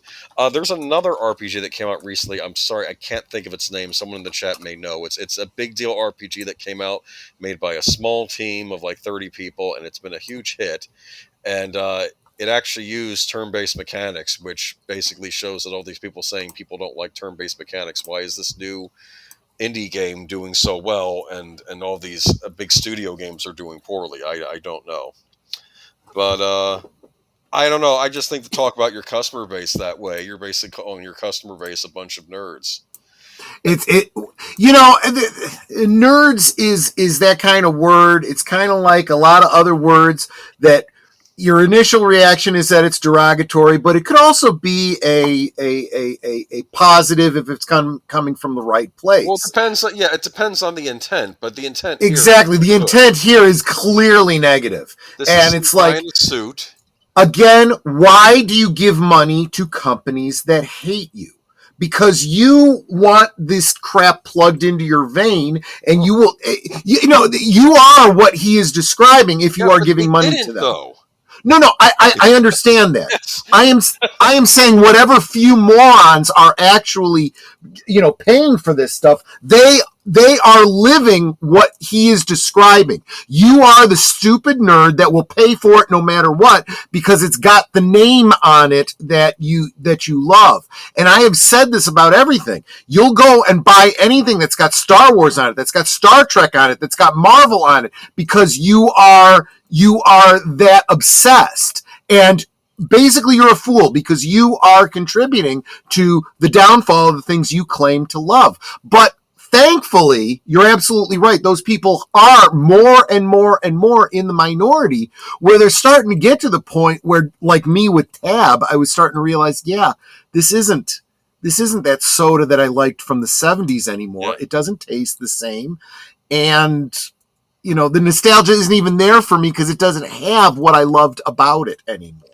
Here's the title of the game, Claire Obscure Expedition 33. That's the game that came out recently that didn't have one of these big bloated studios. It's a classic RPG, and everybody's loving it. So I guess the nerds showed up for that game. They didn't show up for your game. Right, and Robert's Infinite Realm says, I heard Veilguard is terrible. I have no firsthand knowledge as I'm not motivated to play modern games. Yeah, so this is the other thing too. If they're going to get somebody like Robert's Infinite Realms, right, who isn't otherwise motivated to play a modern game, how do you get that audience? Not by pissing off your audience, by making something that's so good that gets such a good word of mouth that Robert's Infinite Realm says, hey, wait a minute, everyone seems to like this. Maybe it's worth me checking out, So me right now, this is where I'm sort of at. I like playing retro games. That also includes retro remasters that come out on modern consoles. I also like a lot of indie developers, and I think indie developers are sort of where it's at. It's these small teams, the people doing the startups by themselves making these games. Like I said, I think I just mentioned Expedition 33, which was a big hit. I think these big AAA studios have been terrible. I just they keep throwing money at things, and the product is terrible. And it's funny because even some of the game journals were criticizing some of these small indie studios, saying, "Well, is it really a good thing you have a team of 30 making a hit game?" It's like, yes, it is a good thing. It's a good thing that people can make more with less and make a quality product and they also didn't charge $80 for it either. I think they charged $50 for it. I mean, yeah, it's just I've said it before. They think they're fixing the world. Oh, indie games and indie toy companies are really stepping up and delivering. Indie comics and movies should take it. Yeah, especially everything in the indie sphere, I think. Because these people, let's face facts, they start out as fans, and they're looking at what's going on, and they're seeing they're not getting what they want, so then they start doing their own stuff. Same goes for the toys, right, Troy? Absolutely. Yes. Absolutely. All right, and here we go. I'm not dead yet. A Ah, couple weeks ago, we reported that the Xbox handheld had been canceled. Now, to be fair, that article might have been talking about a different handheld that they had canceled. So Xbox officially enters the handheld space, but Nintendo won't be worried. Okay, Xbox has official. I keep forgetting people consider the Switch a handheld. I guess it technically is, even though I use it as a console. But Xbox has officially entered the handheld space with the announcement of two new devices, the ROG Xbox Ally and the ROG Xbox Ally X, launching toward the end of 2025. The new portable systems are the result of a collaboration between Xbox and Asus. They aim to take advantage of Xbox Play Anywhere, a service that lets you play across console, PC, and supported handhelds. The standard ROG Xbox Ally comes with 16 gigabyte RAM and 500 gigabyte SSD storage. That doesn't sound like a lot. What do you think? no, it doesn't. I Yeah. mean, Okay. Oh, don't tell me it's upgradable. Am I right? I don't know. Actually, okay. The Oh wait, you want this? You want this to have memory? Yeah, you got to buy that separately. Wait, you want it to have controls? You got to buy that separately. You want to be able to plug it into the wall? You got to buy the cord separately. Well, this is why I'm so angry at the switch to the whole digital cards thing, like the key card Yeah. thing. It's not just the fact that you're not getting a physical game. That game still has to be stored on your storage, and that's going to take up a lot more room than if you had just had it working off the card. Yep. And it's the same thing here. It's okay. Apparently there's a Herrin model that has 24 gigabyte RAM and 1 terabyte SSD storage. Look at that. A whole terabyte. Whoa. Terabyte should be the minimum, not the higher end. Okay. At this point, I think you're absolutely right. The latter also benefits from AMD. I think 2 terabytes would be a nice minimum, but that's just me. AMD. You want people buying the games? Oh no, wait, that's right. You want them paying for your. Yeah, they don't want you to own anything. You will own nothing and be happy. That's where they're at. A step up. I don't even know what they're talking about here. Aesthetically, the two look pretty similar, with grips that take inspiration from the Xbox controller and face buttons that look instantly familiar to those well acquainted with Microsoft console line. The main difference is the Ally X comes in black and the standard Ally in white. Okay. Well, all right. I don't know why you have to differentiate on color, but anyway, okay, I'm sorry. Anyway, to be clear, though, as highlighted by our pals over at Pure Xbox, these devices are Windows PC handhelds first and foremost. They don't play console games, but rather native PC titles on Xbox. So essentially, with Xbox Play Anywhere, which boasts over, you get a PC version of the game for free when you buy it on an Xbox console. Oh, are you kidding me? This is their version of a Steam Deck. Oh, God. There you go. Or you can just buy a Steam Deck and be happy. Oh, for crying out loud. Steam Decks are really cool. It's like a portable Steam console. You can also hook it up to your TV if you'd rather, too.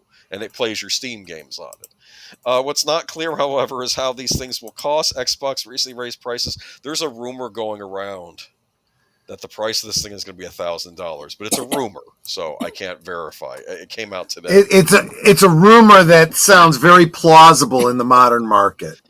What are your thoughts on Xbox's new ROG Ally handhelds? Are you interested?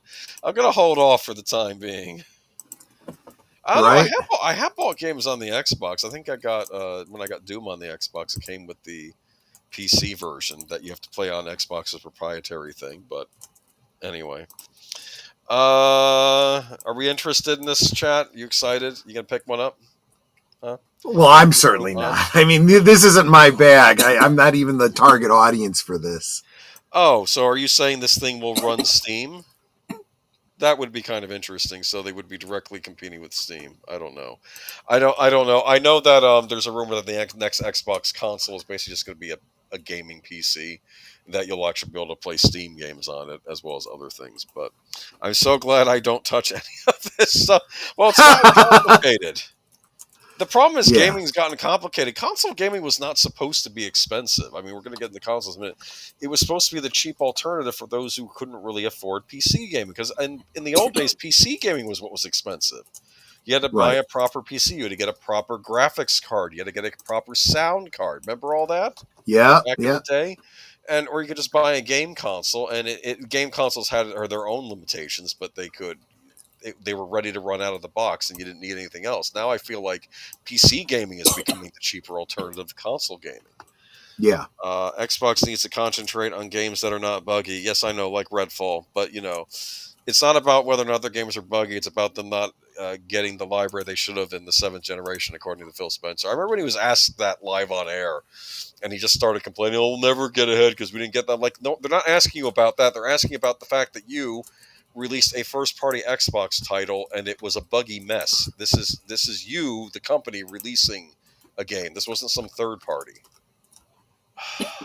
I mean, I'll say this for Sony: they screwed up with Concord, but at least they refunded everybody their money.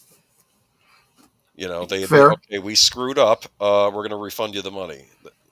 Okay, so here we go. Video game performers on strike for almost a year over AI issues reach a tentative deal. Yeah. This was from Marc Malnekoff. I kept forgetting. I forgot there are actors. Yep. That perform in video games, and I'm thinking, yes, they do. They have to be sweating over this AI stuff.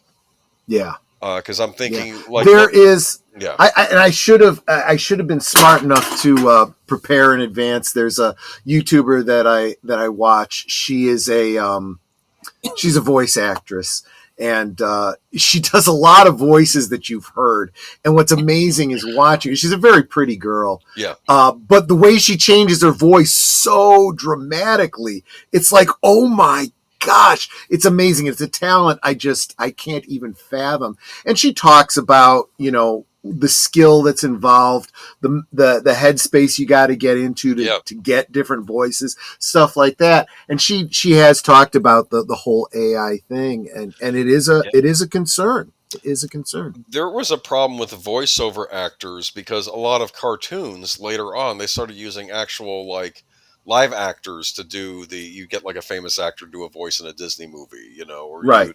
And eventually a lot of these voice actors that would typically be in these cartoon movies or cartoon shows, I always talk about the great voice cast on Batman the Animated Series or Superman, but to be fair, a lot of these voices tend to be named talent that have been on live screen things. So that kind of puts a lot of the poor voice actors, they didn't know where to go, but where they ended up going were anime dubs and video game voiceovers, video game acting work. That's where a lot of them found work after kind of the bottom fell out in animation because they were using more named actors. But let me read in this article. The Union for Hollywood's video game performers has reached a tentative contract with several video game companies that may be an end to an almost year-long strike tied to the use of artificial intelligence.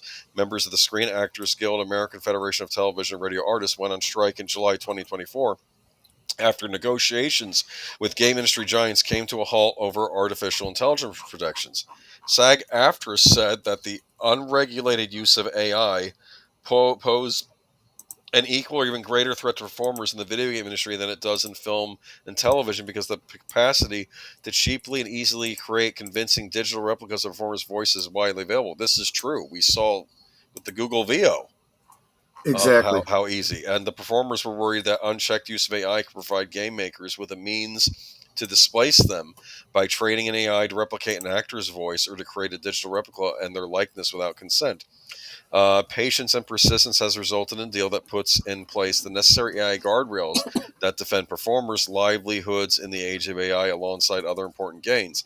SAG-AFTRA National Executive Director and Chief Negotiator Duncan Crabtree Ireland said in a statement, the union has been negotiating with an industry bargaining consisting of signatory video game companies, including divisions of Activision and Electronic Arts. Those companies include Activision Productions, Blind Light LLC, Disney Character Voices Incorporated, Electronic Arts Productions, Epic Games Incorporated for most interactive, Insomniac Games, things like that. SAG-AFTRA said that it anticipates that the terms of the strike suspension agreement will be finalized with the company soon. Union members will remain on strike until such an agreement is reached. The tentative contract deal still needs approval by National Board and ratification by union membership. Video game performers have previously gone on strike in October 2016, with a tentative deal reached 11 months later in September 2017. That strike helped secure a bonus compensation structure for voice actors and performance capture artists.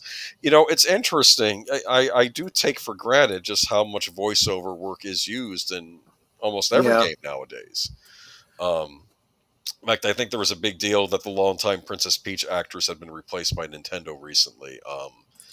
I'm not sure if the original actress knew about that, but that might be a story for next week. But well, there's also and I do try to see things from both sides. So when you look at the producers of shows and games and so on and so forth, and their use of voice actors, you got to think long term. It's kind of no different than a lot of movies and stuff. It's like if you tie yourself to a specific person and they're going to negotiate salaries higher and higher and higher, you eventually got to go, you know what, I can't. We can't continue this and still be profitable. Maybe it's time to start looking at someone else, right? Is Boomer an AI voice? It's funny, Darth Plato, because at the very beginning of the show, I kind of was needling him about. I said, "Sounds like you're reading off a script." He goes, "Well, I'm preparing for the day when I'm replaced by AI." It's a joke, no, because he jokes, but no, I'm serious. I'm wondering if in a couple years they'll be able to create voices that sound indistinguishable from an actual person. I mean, they're Sometimes almost there now, but I don't think they're quite there yet. But they're just getting closer every day. And I'm really some of wondering. them are right now. The issue is, and it's the same problem that we have with the AI art. It's the lack of ability to refine it. But as you get program, and it's always gonna be this kind of an industry shift. You're gonna shift from the actor to the technical guy, right? Yes. Same thing with you shifted from the stop motion animator and the matte painting artists to computer graphics guys. You know, like matte paintings. I personally am of the mind right tool for the right job. Right? I mean, no technique should ever be completely abandoned. I think we have a tendency to go all in on the new hotness, and I think you're trying to oftentimes squeeze a square peg into a round hole. And we've seen that a lot with AI, and now we're going to, or excuse me, with CG, and we're going to start seeing a lot of it with AI as well. But getting back to what I was saying about, you know, people pricing themselves out of the market, you see it with movies all the time, and I feel like Hollywood needs to have more of this kind of mentality where it goes, look, we can't have Harrison Ford be Indiana Jones forever. We should replace him after a couple movies with Brandon Fraser, and then replace Brandon Fraser with somebody else, the younger actor. Yes. Who, you know, and you paint yourself into a corner when you tie the actor to the role. And I think that voice acting does the same thing. By example, looking at Star Wars, right? What did they do? The first, I'd say, big replacement that they did, and it was out of necessity because of the death of the actor, was Sir Alec Guinness. They replaced Sir Alec Guinness with Ewan McGregor. Now, there was another reason they had to do that. They needed a younger actor. So he's playing a younger Alec Guinness, right? Yeah. But now he's tied to that role. And so they will always keep going back to him whenever they want to cast a live action Obi-Wan Kenobi. But you'll notice it wasn't his voice that they used in the Clone Wars, the cartoon series. They got somebody else for that, who was a very talented voice actor. And you know, well, yes, and look, the cartoon TV series of movies and whatnot is a history of that, right? They didn't bring in Michael Keaton or Val Kilmer or I forget the other guy's name to do Batman the Animated Series. Right, exactly. Kevin Conroy, you mean, the Batman the Animated Series? They got Kevin Conroy. Right. Now, Kevin Conroy became the iconic Batman voice, right? And now he kind of, you could argue, they started to run where, okay, we can't do anything but Kevin Conroy because everybody loves Kevin Conroy. Well, guess what? Go ahead. No, I didn't mean to interrupt your point. Sorry. Go ahead. What I was going to say is, there came a point where you have to start measuring out, do we keep going with Kevin Conroy or do we replace him? Oh, wait a minute. Kevin Conroy just died. Now we have zero choice. Okay. Right? They've had other actors voice Batman. For a lot of those original DC movies, they were purposely trying not to use the traditional DC cast with a lot of those because they were trying to branch out. Like Bruce Greenwood played Batman in one of them. I know we had a different voice actor for Batman on the Batman animated series, which was made after Batman the animated. It was not related to Batman the animated series. There was a different voice for Batman on Batman the Brave and the Bold too, and I don't think. I love Kevin Conroy. Yes, he will be an iconic Batman voice, but I don't think that.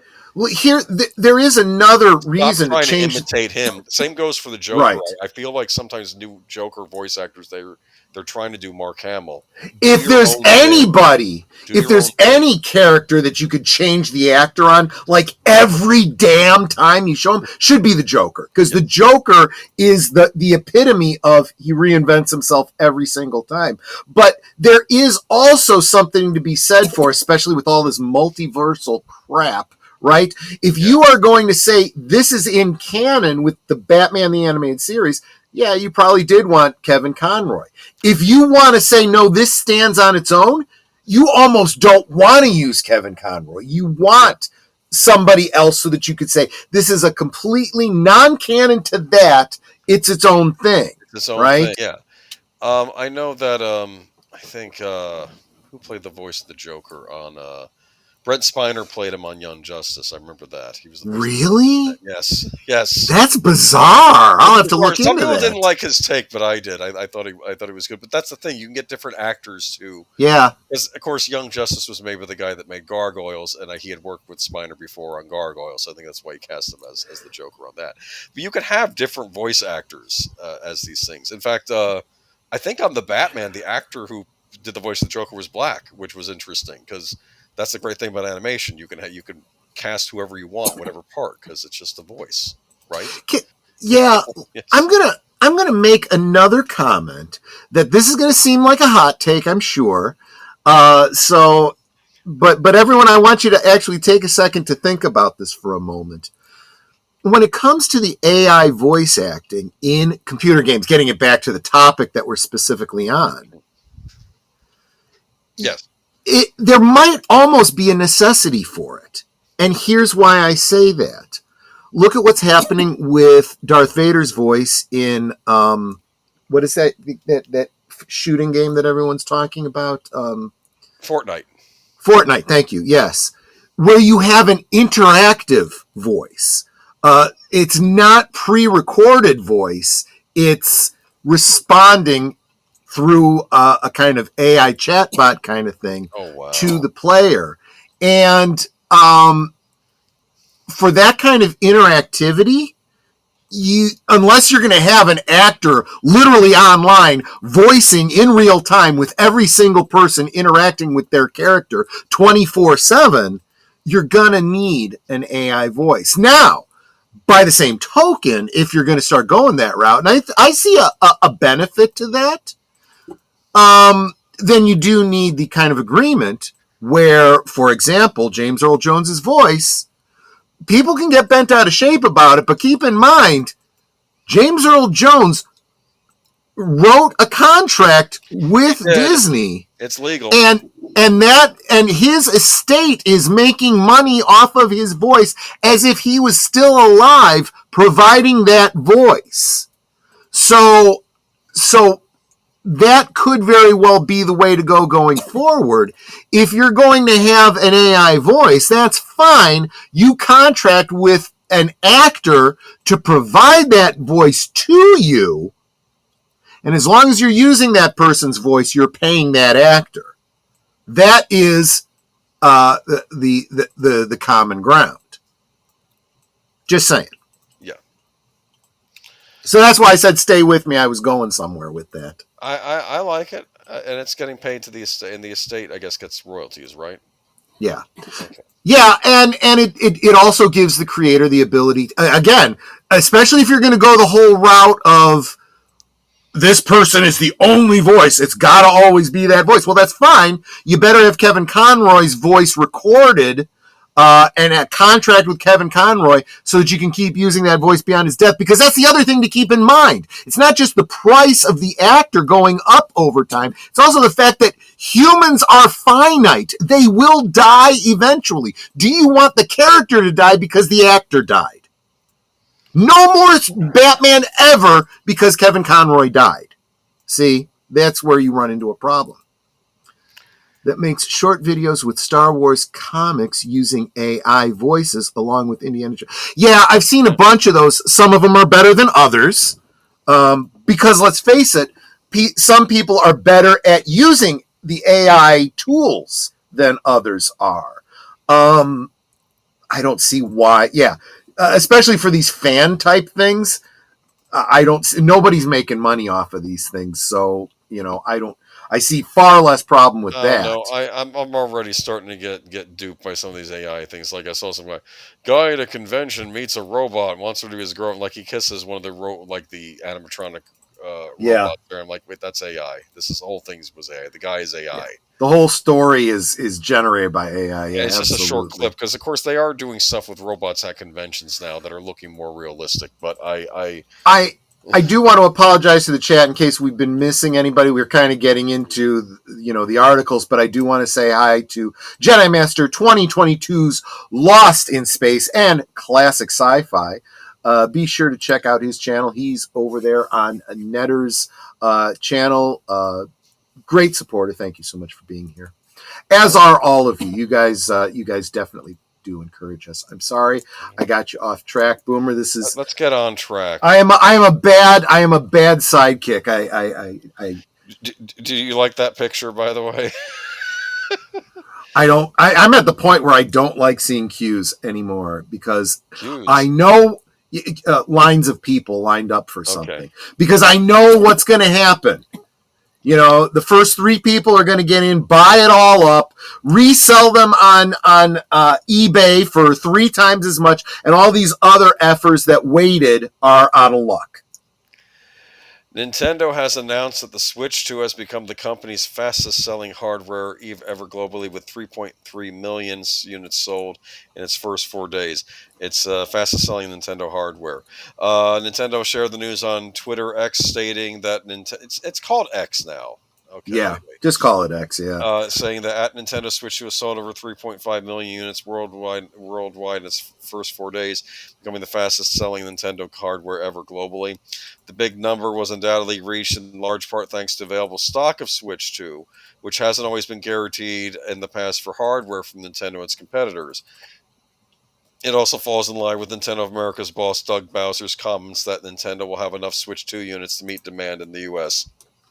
And demand there has been.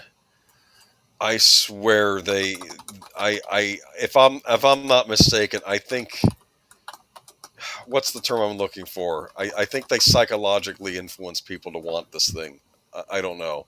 Fear of missing out. FOMO, yeah. What are you missing out on? Mario Kart? What else is out on it? That's not anything else at the moment. Again, this is what I'm talking about. These are the people that jerk was talking about. The nerds that will pay for it no matter what. Caves. Okay. Yeah. And that is what destroys exactly the thing that they love.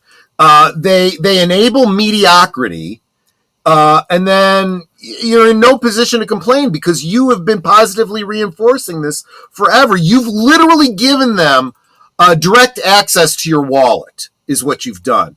And that's why most of the rest of us that have a little bit of sense go, goodbye. We're walking away. The big number was undoubtedly reached in large part the available stock. Okay, and for comparison, the original Switch sold 2.74 million units in less than its first month. This news arrives shortly after the game business reportedly that Switch 2 was now the fastest-selling console in UK history, surpassing the previous record holder, the Nintendo DS. That's weird that the Nintendo 3DS sold well, because I remember there was a problem when that system came out. It actually was too expensive, and Nintendo almost issued an apology later on, and they reduced the price of it. And I remember the people that did buy it early, they gave them a bunch of digital games for free. So, like, they gave them a bunch of digital copies of Game Boy Advance games and other things for free. And this was the only time they did that. You couldn't even buy these games later on. But I think it was an apology because they realized they had overpriced the system.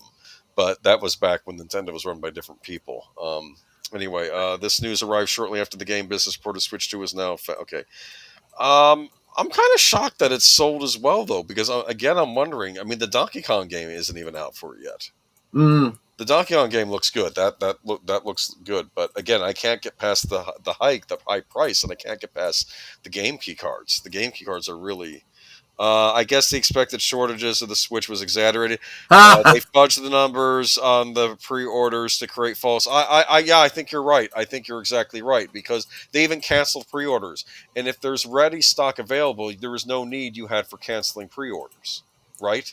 The stores that Sure. did. There was no on game prices, not Hasbro, BS, HasLab, overpriced stuff. I Yeah. just feel like customers are being taken advantage now, and the problem is you have True. people like this lining up for anything. I've never lined up for a console. This has not happened.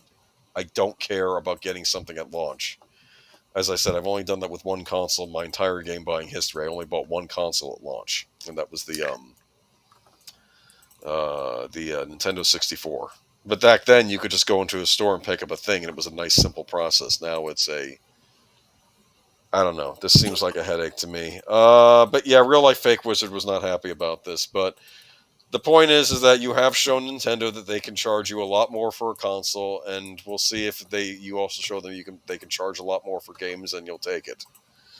I get tired of hearing all this stuff about how games in the past were also expensive, blah blah, and inflation, all this stuff. People don't understand that a lot more people are buying games now than they were back in the 90s. It's a much bigger industry, so they can afford to not charge as much, or even to charge what they did back in the day. I just think $80 is ridiculous.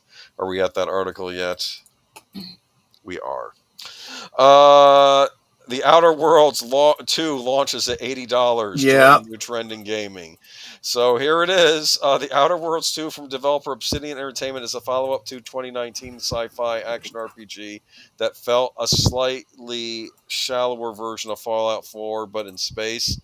Yeah, it wasn't a good game. Let's not even. And trust me, you complain about the woke stuff in games. This was another one where the woke stuff was in it. When the Outer Worlds 2 launches on October 29th, it'll carry a tag price of $80 for both the PC and Xbox versions, a $20 increase from the original game's $60 launch price in 2019. It's the second major title confirmed at this higher price, following Mario Kart World for the Switch 2. Now, this was Microsoft. Remember I told you a few weeks back that they decided that in the future games are going to be $80 on Xbox, right? Right. Microsoft didn't immediately respond to a request for comment about the price of the Outer Worlds 2. People have their theory. They think Microsoft's plan with this is different than Nintendo's. I don't know why Nintendo is charging the high price for their games. I think we have an idea why Microsoft is doing it, though. But back in May, Microsoft announced it was raising prices for the Xbox Series console accessories. While the Xbox Series console price increase can be clearly attributed to tariffs instituted by President Donald Trump back in April. They keep bringing that up. Since then, the system. I told you that's the excuse that we saw the same thing with the movie industry blaming COVID for everything. It's like you can keep doing that as long as you want, but people aren't going to buy it after a certain point. Let's see here though. My feeling about this is this: Microsoft has this thing called Xbox Game Pass. And you can either pay $80, buy your game at launch, or you can just get it for free on Game Pass. But you're not getting it for free. You're paying a monthly subscription fee to be on Game Pass, and you don't own the game. You just get to play it as long as you're on Game Pass. Do you understand? Yes. Once you decide to get rid of your Game Pass subscription, you don't own that game anymore. Right. You can't play it unless you subscribe to Game Pass or you buy a physical copy of it. I'm wondering if Xbox is now wants the prices of games to rise on consoles because they really want to push the idea that you should just rent your games. Kind of like in the old days of VHS when you would have to go to a store and rent it because VHS tapes came out at $100, right? Right. Remember that? Yeah. I think it almost feels like we're working backwards from where we were. Whereas instead of a game being something you go to a store and you buy, and it may even come out at a bargain price during holiday sales, or maybe even if it's a bestseller, you'll get it for less. Now it's like, let's keep things at $80 or more permanently, or you can just rent it off of the service. Right. We understand that these changes are challenging, and they were made with careful consideration given market conditions and the rising cost of development. Microsoft said in its announcement about the price increases. Looking ahead, we continue to focus on offering more ways to play more games across any screen and ensuring value for Xbox players. You weren't ensuring value with the release of Redfall, which was a broken mess. True. Okay, developing a AAA game like The Outer Worlds can be expensive. The first Outer Worlds was speculated to cost between 30 and 40 million and was noted for having a constrained budget, as team members mentioned in the documentary about the making of the game. As the price of labor increases and the time development times continue to lengthen, the cost to make games will continue to rise. I'm starting to wonder if the reason these game times are taking so long is because you get paid for how long the game. I don't know. Never mind. What do I know? I'm just thinking out loud. Speculation. I get it. Rockstar Games' Grand Theft Auto 6 reportedly has a budget of more than $1 billion, partly due to the game being in development for 5 to 7 years. Due to that high budget, some experts warn not to be surprised if Grand Theft Auto 6 costs $100.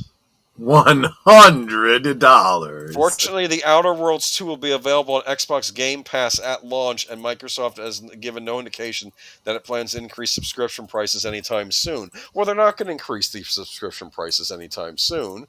They're going to make you think that you're getting a bargain with Game Pass until you get used to Game Pass. And then eventually, when you're hooked in, that's when they increase the subscription prices. Yep. They want everything to be a service. They don't want it to be something. They don't want it to be a product that you own. Really, they want it to be an addiction. You actually hit it exactly right. Well, there are people in the game industry that really would like it to be like gambling, where you're always going to the casino. And Microsoft Xbox. Now, you're not wrong. Isn't shit without a new Halo release, says Jesse Gajardo. Halo's been from what I've heard, it's been a mess for a while, and I'm telling you, people were really angry about that Halo TV show that came out. Nah, which just messed with the lore, because Halo actually has a deep science fiction lore to it. I mean, it's just it's a game console that's going to keep making those things until the Switch 3 is a thing. Switch 3 won't be a thing for a while, but who knows? PlayStation 6 may be further along than we think. Okay, and this isn't really. I mean, this is sort of game related. I think it's more YouTube community rated. I wanted to bring this up. Please help him, Slopes Game Room. There's an update to this, so I'll read the update after the original story, but I thought this was kind of scary. I thought you might have found this interesting.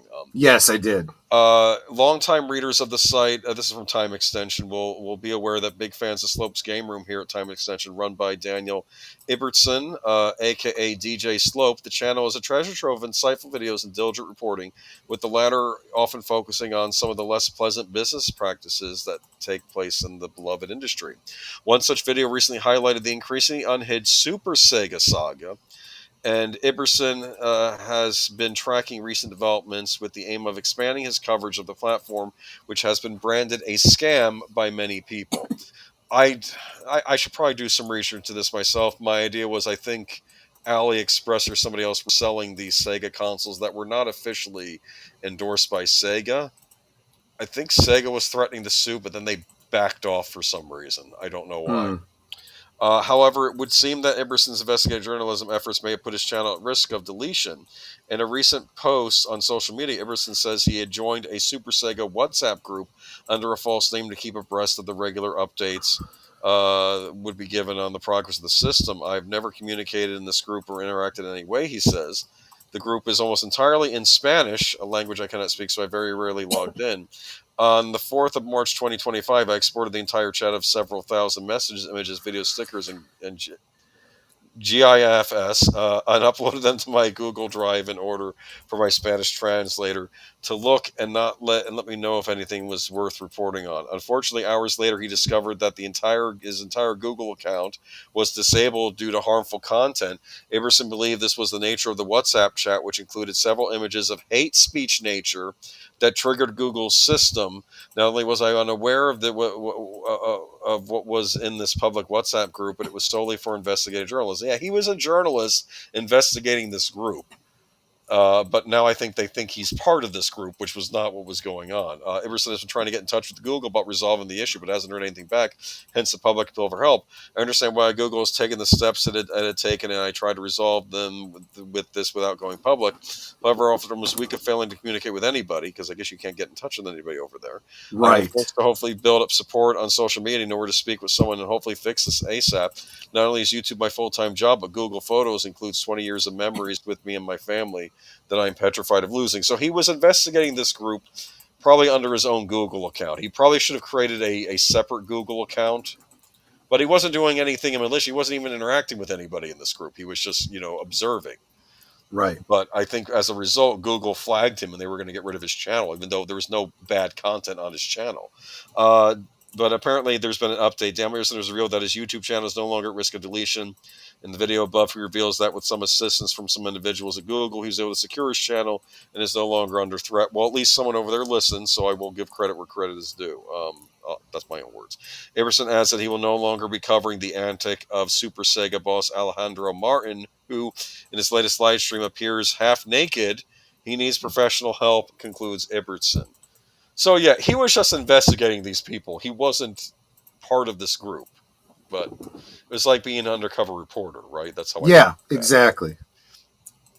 This is. I don't know if people kind of realize this, but this is the other side of the whole AI problem. When you have AI in charge of everything and no ability to communicate with a human being and say, no, this is not, what the computer thinks it is. Make this stop. Yes. I'm not, this is like trying to explain to the police officer, no, this is not what it looks like or something. And then, the police officer can make a judgment. And sometimes that's literally the case. And the cop goes, oh, okay, never mind. Yes. Let me see. I have a feeling the game developers finish a game only for some team leader and upper management to redo everything, costing more and more of the company cannot afford it. Of course they do. No, I know a lot of these decisions are being made by dudes in suits that call the RPG fans nerds in caves. But right, exactly. I'm glad that Slopes was able to save his channel. I was actually going to be going on a tear, but it looks like at least the right thing was done. So moving on to... Sometimes things actually do work out the way they're supposed to. That's good. So I'm glad he saved his channel because it sounded like it was his livelihood there. So, yeah. Exactly. Moving on to Warner Brothers Discovery is splitting into two companies. Oh, wow. Is this official? I think this is official now, isn't it? Or is this a rumor? Okay, let me read the article. Okay, Warner Brothers Discovery is splitting into two separate publicly traded companies, one orientated around the HBO Max streaming service and Warner Brothers Studio, and the other around CNN and other television networks. Okay. Yeah. Oh, man. The first company known for now as Streaming and Studios will be led by CEO David Zaslav. And the second company, Global Networks, will be led by a chimpanzee. No, I'm sorry. I get the feeling. So in other words, it doesn't make much of a difference. No, that's my joke. I'm just thinking they don't. I feel like they're spinning off all the junk into one company.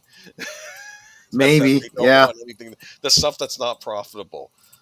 The separation aims to be provided each company with greater strategic flexibility and focus, the company said in a statement. I have a question. Which company is going to hold the $40 billion in debt? CNN company. Excellent question.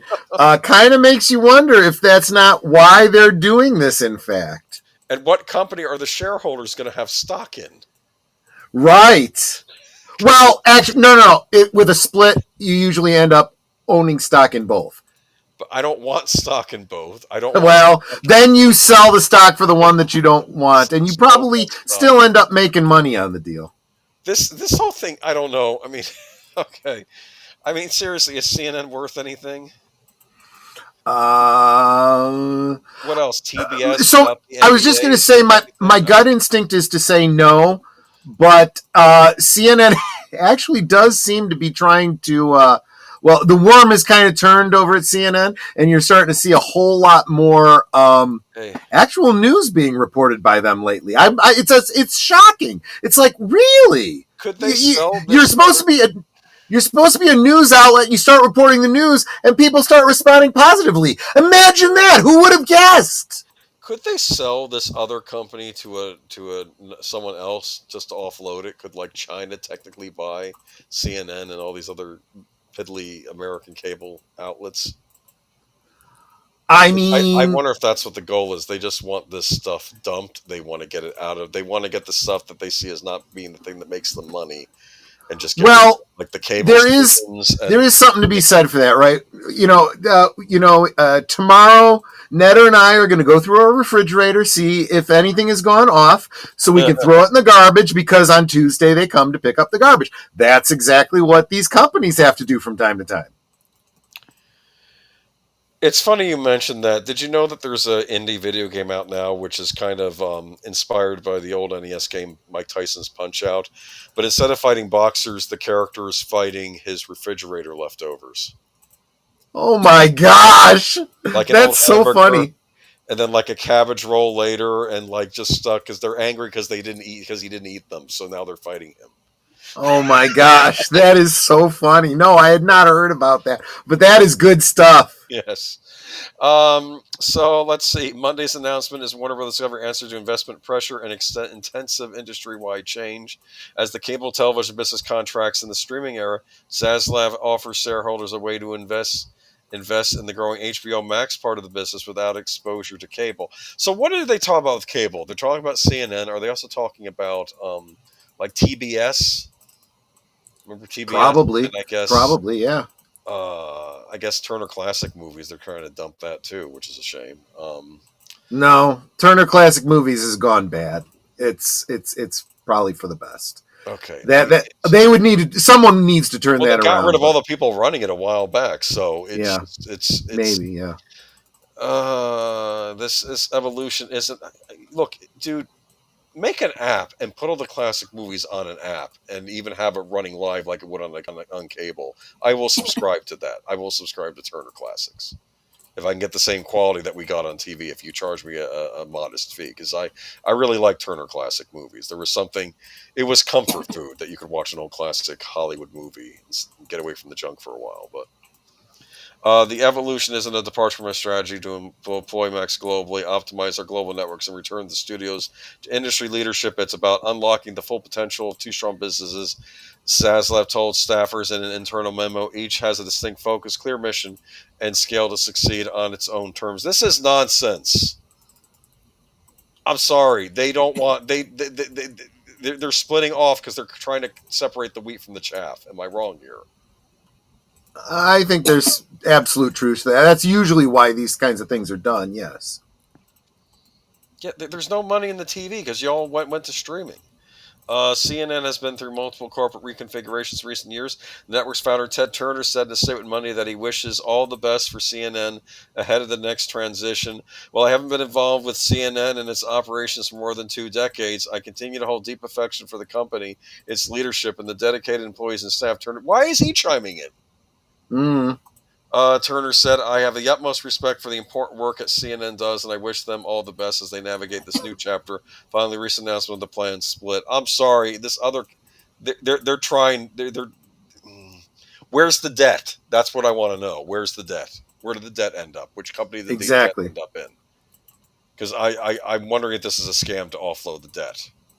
I mean, it almost certainly is. I don't know. I'm just as a speculation. That's why companies usually do this kind of stuff. Why don't these cable companies sell off their channels and their IPs to other companies that have streaming services? I don't know. Well, here's the problem. What did TBS have? TBS's big thing on cable was the rights to the NBA, right? Right. Showing the NBA games, and I think Warner Media lost that. They lost the negotiation on that. Did they go to Amazon? Because I thought Amazon was sniffing around with that. So, and I think that screwed up. They had plans to work with an ESN streaming service with Disney, and that kind of fell apart. I think because of that. And it was, I don't know. They need a win. They had the Minecraft movie this year. I guess that was a win for Warner's, right? Yeah, it definitely was. Hopefully they can build on that. We'll see. Mickey 17 was not a win. No, not at all. See, that's the other thing too. We always tend to look at the wins and go, "Oh, look, they're doing so great," and you forget, yeah, but look at the losses they've taken too. You got to factor those in as well. A lot's riding on Superman, I think. Oh yeah, no doubt about it. Plus That's why they are very worried, and they should be worried because there's been some questionable steps that I've seen coming out of it. So just my personal take on it. Let's move to Henry Cavill is back in the news. Speaking of Henry Cavill says he wants to do justice to Warhammer 40K's Amazon series, describing it as a dream come true. In a new interview with Esquire, Cavill opened up about the new position as executive producer on the on the Warhammer franchise. It's different from what I've done before in the sense that I haven't had my hand on the tiller of things before. It's a wonderful doing that. It's a tricky IP and a very complex IP, and that's what I love about it. The challenges that come with putting this on the page in a way that is doing justice to that complexity, that trickiness, and that nuance is a challenge I'm enjoying immensely. It was first announced back in 2022 that Amazon had acquired the rights to Games Workshop's tabletop game with Cavill attached to both lead and executive producer, a role that would see him as bring the grand vision of Warhammer to life across various projects, including possible film and TV shows. Now, I will say this for Henry Cavill, from what I've heard, and I think it's honest, he actually is a fan of Warhammer 40K. He's not one of these people they bring out. He's very fan of these things. No, I think he's very much the nerd, and I mean that in the most positive of sense. Yes. And he has a history of walking away from projects when he knows, this is not that thing. This is not. They weren't doing right by The Witcher. Yeah, but yeah, exactly. For 30 years, I've dreamt of seeing in a Warhammer universe in live action. After 20 years' experience with the industry, I finally feel that I have the skill set and experience to guide Warhammer Cinematic Universe to life. Cavill wrote on Instagram at the time. So we'll see what happens. I know that some of the problem elements of Amazon seem to have been gotten rid of. We'll see what this holds for the future, but. Since then, we've heard precious little concrete details of Warhammer 40K will make a splash on our screen, save for a brief update with Cavill at the end of 2024, which I believe we covered. Right. So, yeah, we'll see what happens. You know what? I'll give it a shot. I'll give him the benefit of the doubt that this will work out. That's what I'll say. I'm with you. Yeah. The NBA went to Amazon and Disney Plus is shut down in India because they lost the rights to show cricket, and I find it amazing that none of the news outlets are actually talking about that. Well, probably because they don't know what cricket is. Yeah. They're probably thinking the insect. It very much is an important element of the business model, but yeah, outside of that, as far as entertainment here in the States goes, it does fly under the radar. Yeah, cricket's big in India. Baseball's big in Japan too, which I always thought was interesting. That was something they took from us. Star Trek: Strange New Worlds renewed for 5th and final season at Paramount Plus. Yeah, I represented it differently in the thumbnail for a specific reason. This is a somewhat, in my opinion, this is a somewhat misleading title. Okay. My understanding is that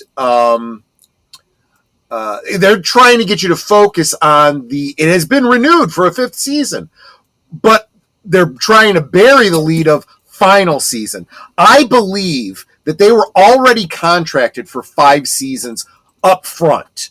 So when they did 5 seasons, that's not even news. That should not even make anyone blink. But the fact that it's the final season means, we're not continuing with this. We're doing what we have to do, and that's it. And it's not even a big season. We're only getting how many episodes here? It's not what you think of as a season. It's again, let's just finish out our obligation here.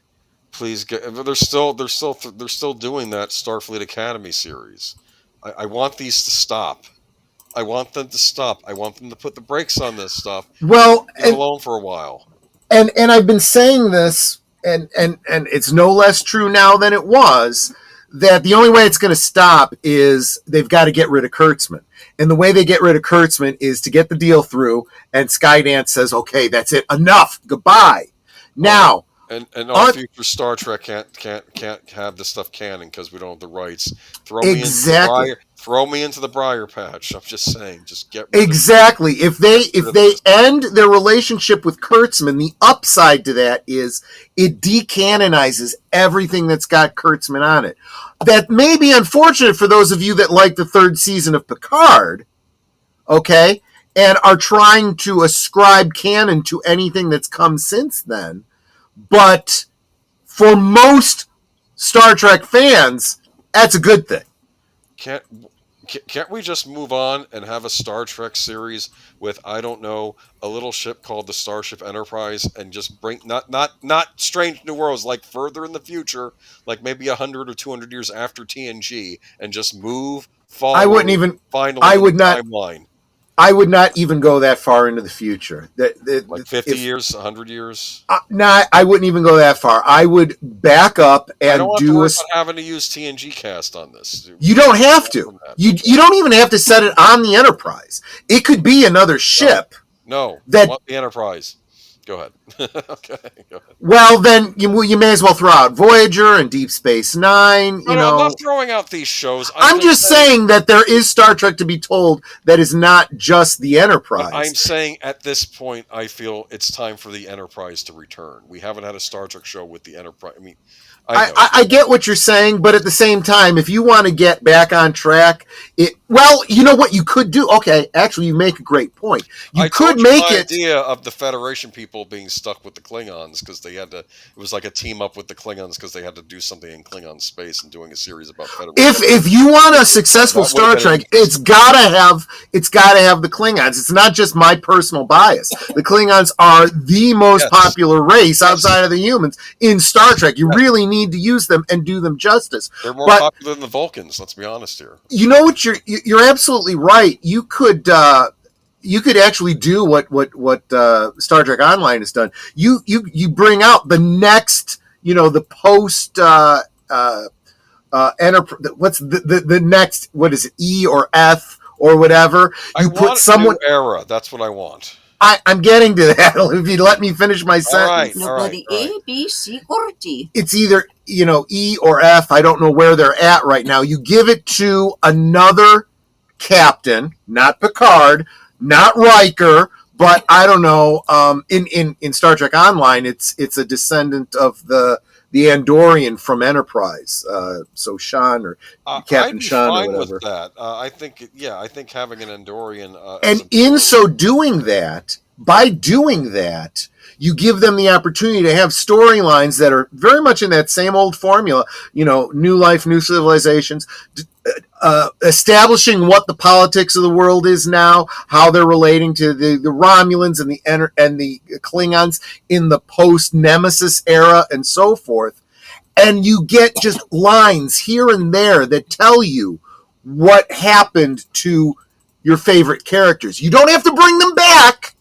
You just mention them and say, the Enterprise, the chief engineer of the previous Enterprise, a guy named LaForge, he's now teaching at the academy or something like that, or he's gone off to the Corps of Engineers or whatever, and he's working with his wife Leia Brom or whatever, whatever. No, that's fine. I don't want more. I don't, and this is a family show. Do I need to reiterate this to the producers? I don't need to have people's eyes getting ripped out of their sockets and then getting mercy killed by 7 of 9. And at the risk of sounding like a hypocrite, maybe cut it with the F-bombs. Just say make it a family show again. Right. TV was considered a family show. It's a show the whole family could watch, and they need to do that again. Yes, they do. You're absolutely right. Buried a hologram. Hey, don't judge. Don't judge. That sounds like something they'd have on that Lower Deck show. That some guy married to a hologram and him fighting for the right to marry. It's funny because before we started getting into all of this AI stuff, they were already dealing with that stuff on Star Trek. Barclay got addicted to the holodeck, and then of course you bring up the holographic doctor creating an artificial family for himself and whatnot. I want to Yeah. know what the new power structures are, and maybe look to the way the world is now, and look at how power structures exist now, Right. the world as an influence. Anyway, It is still possible to do topical stories, Paramount. Just saying, without the schlock that we've been getting. would it be kind of funny if there was an equivalent to the European Union on the new Star Trek, like maybe the Romulans and the Cardassians are now teamed up with their own, not like the I Federation, don't but know. like their own organization or something. Not the Dominion. You don't bring the Dominion back because they're done. You'd almost, what would be interesting is if it was like the Ferengi was the commerce of this new Yes. union, and it was Yes. and Yeah, the maybe the Romulans too. That's right. Yeah, actually, you're absolutely right. Ferengi and Romulan, absolutely. But Ferengi. then you start bringing in some other races that just chose not to join the Federation. yes, Yeah. because that's the idea. Like almost like a alternative Federation. Like I wouldn't necessarily call them evil, but like they're more like a foil for the Federation. Anyway, Right. We're you know what? This might be a Friday stream topic. I know, maybe. Yeah. All right, but what am I talking about? Yeah, but anyway, Star Trek: Strange New Worlds. We need 5th and final season. I can't do it. I saw that clip of them taking that DNA exchanger, turning everyone Vulcan, and now they're all acting logical. And I just kept saying, Yeah. You guys. This is a lack of understanding of real science. It's a lack of understanding of the canon of Star Trek. It's a lack of understanding of storytelling in general. And I want to say hi to Roman of the Empire. So good to see you, my friend. Yes, moral stories without beating us in the face. Yes, exactly right. Yeah, bring us back, and you can go back to that format. I mean, you're not even constrained by time anymore because now most of these shows are on streaming services anyway. Just make it. I know. What was I going to say though? But yeah, I don't know. I'm just done. The whole thing. All I know, and I know how to save Doctor Who, but I might come on with you guys and talk about it. That might be interesting conversation. Yeah. Doctor Who. Oh boy. See, Star Trek, I feel, isn't in a mess because all you have to do is throw out the Abrams stuff and you can start fresh. I think that's what it is. And you could say that's an alternative timeline. Well, the Abrams stuff is the easiest because they've already established Kelvin timeline, and if they don't do anything with the Kelvin timeline ever again, then no harm, no foul. It's the Kurtzman stuff where you really start to blur the line. But from a legal standpoint, there is no blurred line. It's very simple. Well, here's the confusing thing about Star Trek Picard, because Romulus does get destroyed in Star Trek Picard, and it did happen in the Star Trek reboot movie with Abrams. Romulus got destroyed in the future, so I was wondering, is that universe? So is that Prime? But then, so this is where you start getting into the question of the destruction of Romulus. You're right. That does go to the Abrams verse. Are they going to accept that as canon? And that therein lies where is their deal with J.J. Abrams? Because could you just like if you use a character from Next Generation, you have to pay the writer who came up with that character, and they ran afoul of that during the Kurtzman era, where they used stuff from the Next Gen and tried not to pay these people, and they got sued, and it happened more than once. Okay, so if they decide they want to do something with the fact that Romulus got blown up, yeah, maybe they do have to pay something out to J.J. Abrams. But that's not the same as recontracting with him. You're just paying him a licensing fee for a plot point that you are using in that episode or movie or whatever. So that's very different than predicating everything on a major plot from the Kurtzman era, which would mean having to continue the Kurtzman. They're not going to do that. So I want everyone to know here that I, believe it or not, I did give the Kurtzman era a chance, a serious I kind of did too, yeah. I watched all of season 1 Discovery. There were problems with it, but there were things I thought were interesting. I know they got rid of that one writer. What was his last name? Mosley. They got rid of him. He was probably one of the better writers on there. Right. That was That's where it starts going downhill even faster. Yeah. Picard was a disaster from the get-go. Yeah. Which was a pity because I actually liked the actors they had on there and even some of their characters, and I argued I would have liked to have seen them on a normal Star Trek show where their lives hadn't been destroyed. If they had just been like normal members of a crew. Right. But anyway. And again, a lot of great things happen in season 3 of Picard, but unfortunately, it's all tainted by everything that's around it and by the contracts of Kurtzman. So it's all very, very unfortunate. Where are we at?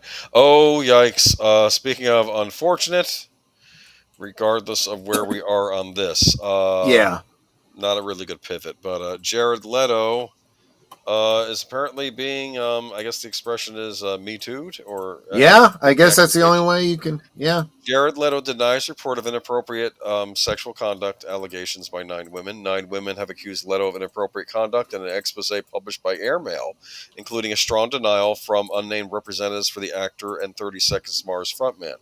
Some of the women noted in the Graydon Carter-backed weekly newsletter Saturday Report that they were underage when the actor allegedly engaged in sexually charged conversations or made forceful advances on them. U.S.-based spokespeople for Leto did not immediately return messages seeking comment. Rumors about Leto's behavior toward young and underage women go back to at least 2005 when the New York Post published a story that began, Jared Leto likes them young. The actor was allegedly caught hitting on teen models staying at the Maritime Hotel. One woman, Cleverino, spoke to said Leto asked for her number when she was 16. He called her days later. I don't know if he was on drugs or what. It was the weirdest, grossest voice, but for me, it's Jared, you know? And the conversation turned sexual. He'd ask things like, have you ever had a boyfriend? Have you ever? And then expletives. Model Laura LaRue also said she had similar experience with Leto when she was 16. He asked how old I was. I said, I'm 16. How old are you? She explained. Leto was then 36. Again, I don't know. I guess this stuff will be. Yeah, it sounds bad. Again, I live and die by the proposition that you are innocent until proven guilty.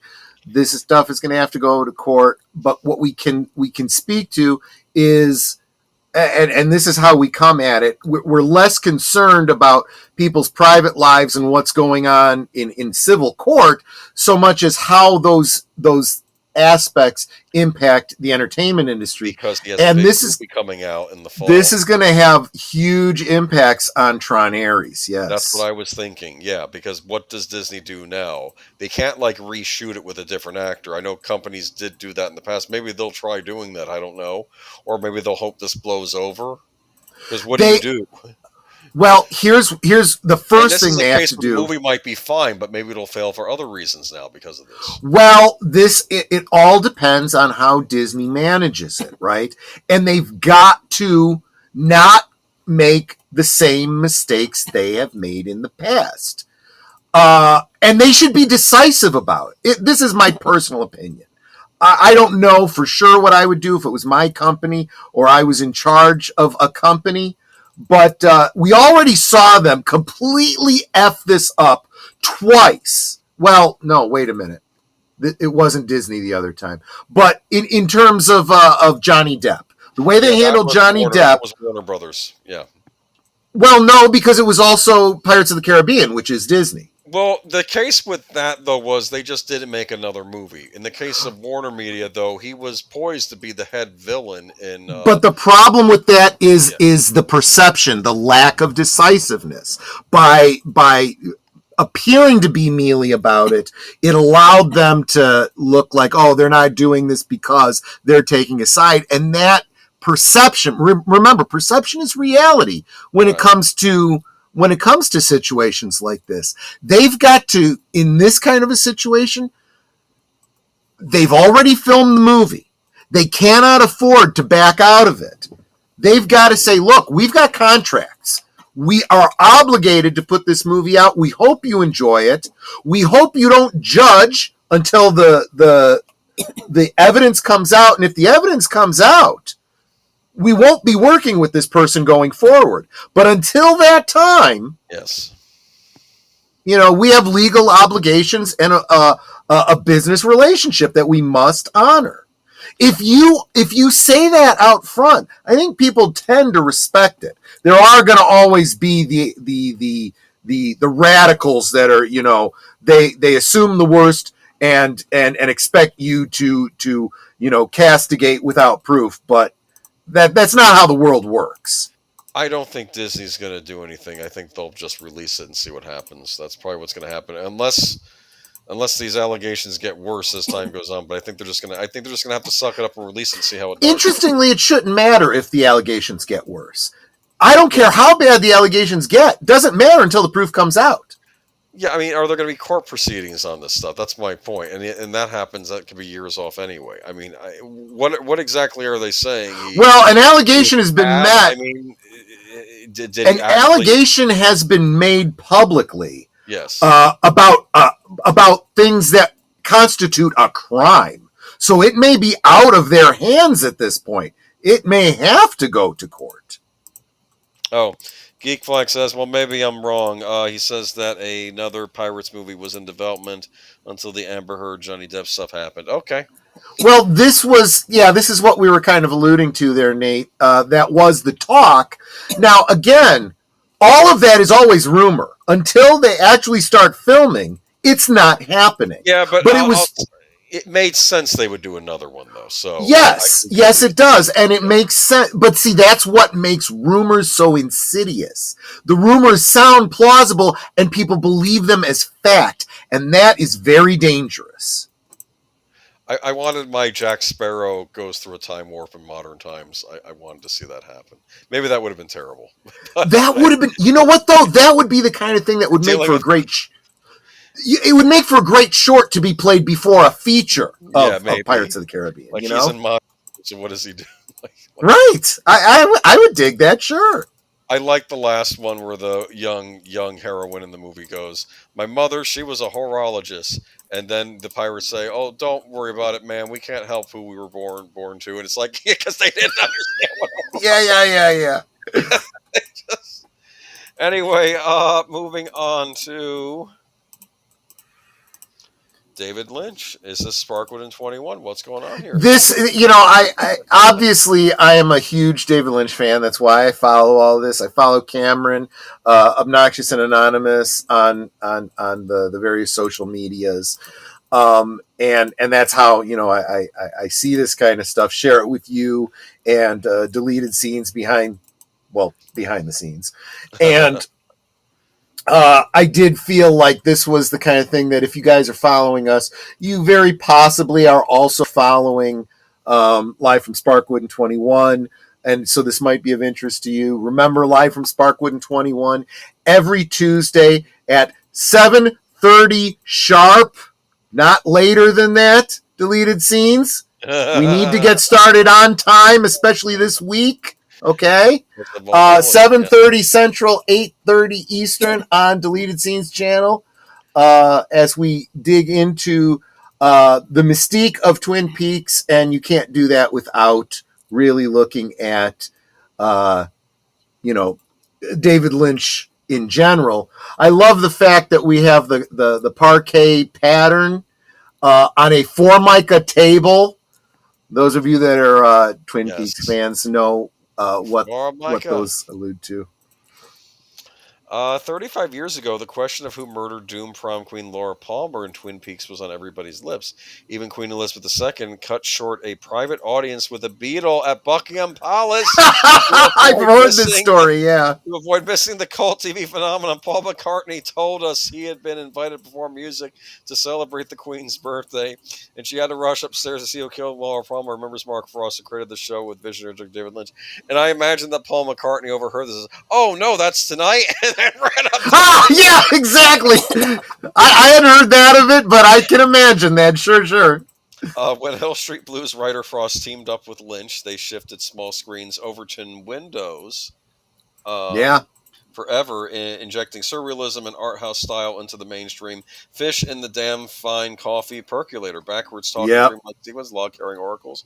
Twin Peaks spanning 2 decades, and a 1992 prequel movie, Twin Peaks Fire Walk with Me, was compulsively Weird and acted as a blueprint for future.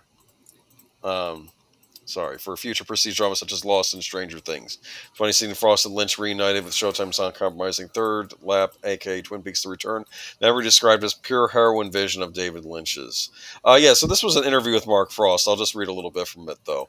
Hello, Mark. I do want to preface this with, he does get into a little bit of the political, which really aggravates me. I've got some things to say about that. I will try not to get too off tangent on that. All right. Well, Mark, Twin Peaks was so radically different in 1990 to the point where even the cast and ABC network executives were unsure of how it would be received. Did David Lynch and yourself trust the audience would understand it? Mark Frost says, we trusted the process. We sat down and wrote the pilot in 3 weeks. It came out in a burst. We'd written it together for a couple of years up to that point. We knew when, as David was fond of saying, you got a big one on the line. Then it was just about, can we realize it and navigate the tricky political circumstances of network television and its limitations at the time. I knew a lot of those limitations, but I felt I had a blueprint for how to crack the safe. Next question is, rewatching the pilot, it's full of raw grief. Does it hit differently for you following David Lynch's death? Well, I haven't watched it since he left us, and honestly, I don't watch the show very often. I mean, David and I talked a lot about issues like this. When you're working that closely together for that length of time, we knew each other, you get to know another person pretty well. I'm confident to say I don't think he had any fear of death whatsoever, and I think he's doing just fine wherever we may be. What are your favorite memories working with David Lynch? I remember the laughter. We just cracked each other up. Writing is a hard, solitary experience 99% of the time. And, but this was different. This was two people in a room playing tennis. We'd found somebody who could return serve, and we could get along volleys going. I don't want to torture the metaphor, and we had a hell of a good time doing it. We enjoyed each other's company. When you work like that, the conversation tends to be wide-ranging and involves what's going on in your life and what you think about contemporary issues and external issues. All those things are in the hopper. So let me see. What made him so special? He was fearlessly creative. Real quick, let's say goodnight to USRNG, who's heading out. Take care, buddy. Yeah, it's getting late. We'll try to be wrapping up ourselves soon. Yep. But he was fiercely creative in the face of everything that came his way, and he was eternally challenging himself to meet that moment and do something more than he had before. It was an ethos and a way of living.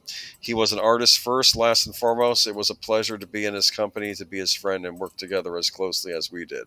When did you last talk to him? A couple months before he left us, we talked about his diagnosis of emphysema, what he was facing, and how resolute he was that he wasn't going to diminish his creativity or prevent him from expressing himself. I thought that was very in character. We were friends till the end, and he went on the way he wanted to go. You got to tip your hat to him for that. Right. Lynch implied that he was interested in expanding the world of Twin Peaks via waitress Carrie Page. Were you talking about continuing the series? A little bit. We had a little bit of recipe forming, nothing terribly formal, but it was in the wind. I can tell. I felt there were uncertainties about his health, so I didn't press him on it. But nothing really stopped the flow of his creativity. I'm kind of the same way. So yeah, we'll see what happens. So is this confirmation?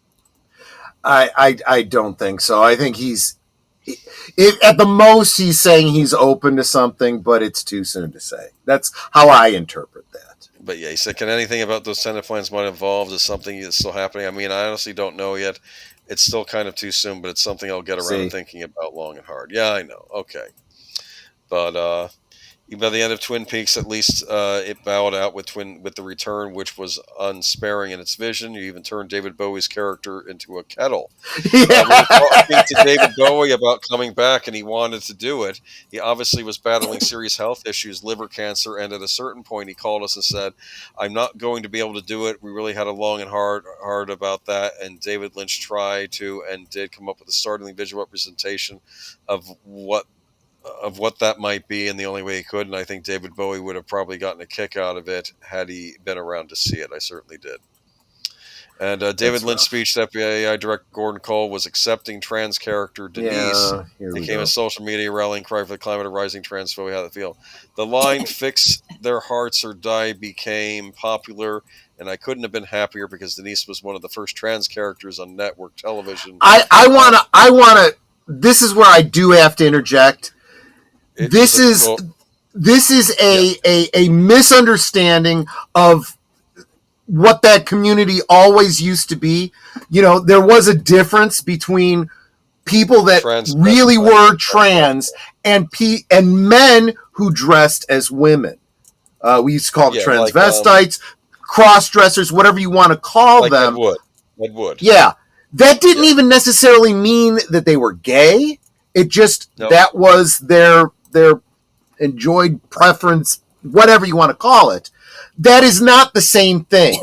Now, yes, this is your character. You could evolve it however you want, but that's not how you presented it back in the 90s. Back in the 90s, he was a man. He even said, what did he say? I put my pantyhose on one leg at a time, just like everybody. You know what I mean? No, I don't know what you mean. It was very clear this wasn't a trans person. This was someone who dressed as a woman. He said he made a comment about I think Audrey Horne or somebody. He said, I still put my pants on one leg at a time, if you know what I mean, or something. He was making and this is again somebody made, I don't remember who the YouTuber was. It was a great comment that I never really thought about before. So simple, and I never thought of it myself.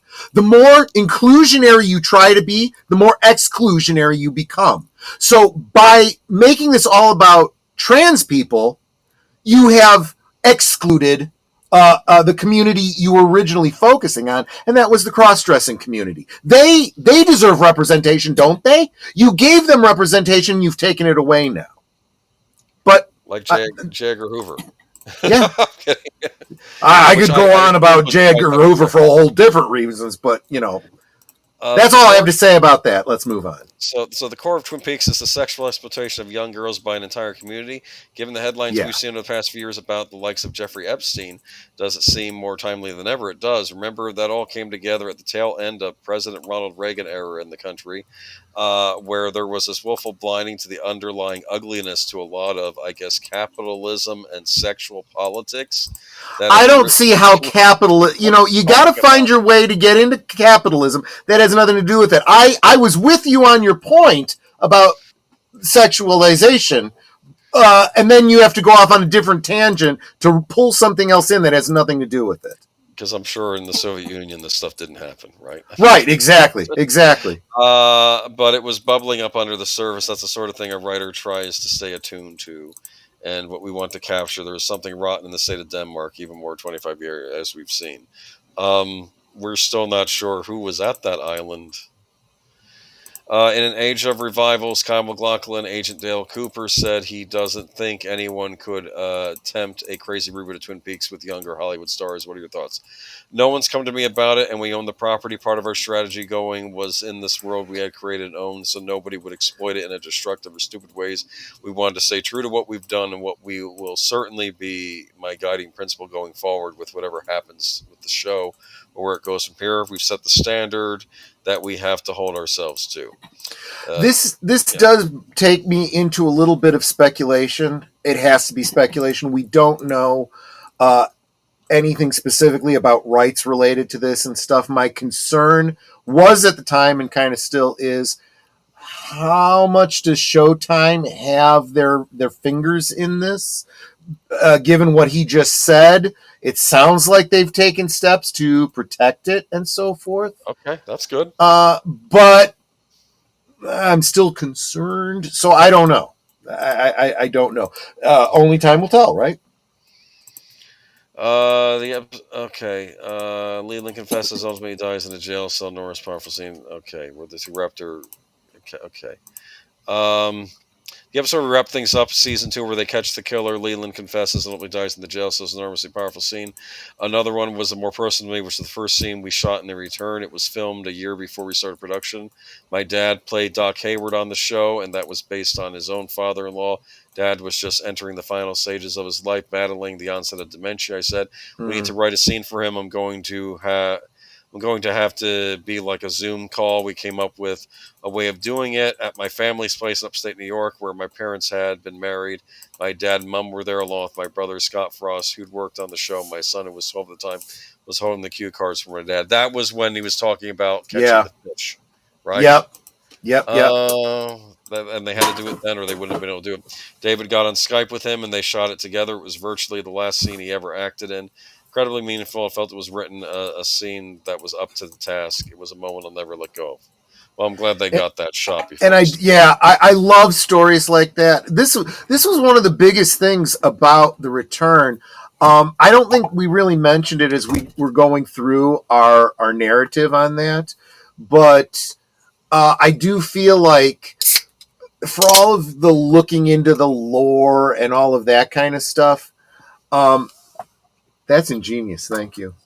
For all of the looking into the lore that we do, we also have to understand the limitations of their filming. The whole tea kettle, David Bowie thing and whatnot. You look at that, you kind of chuckle. I tend not to read too much into it.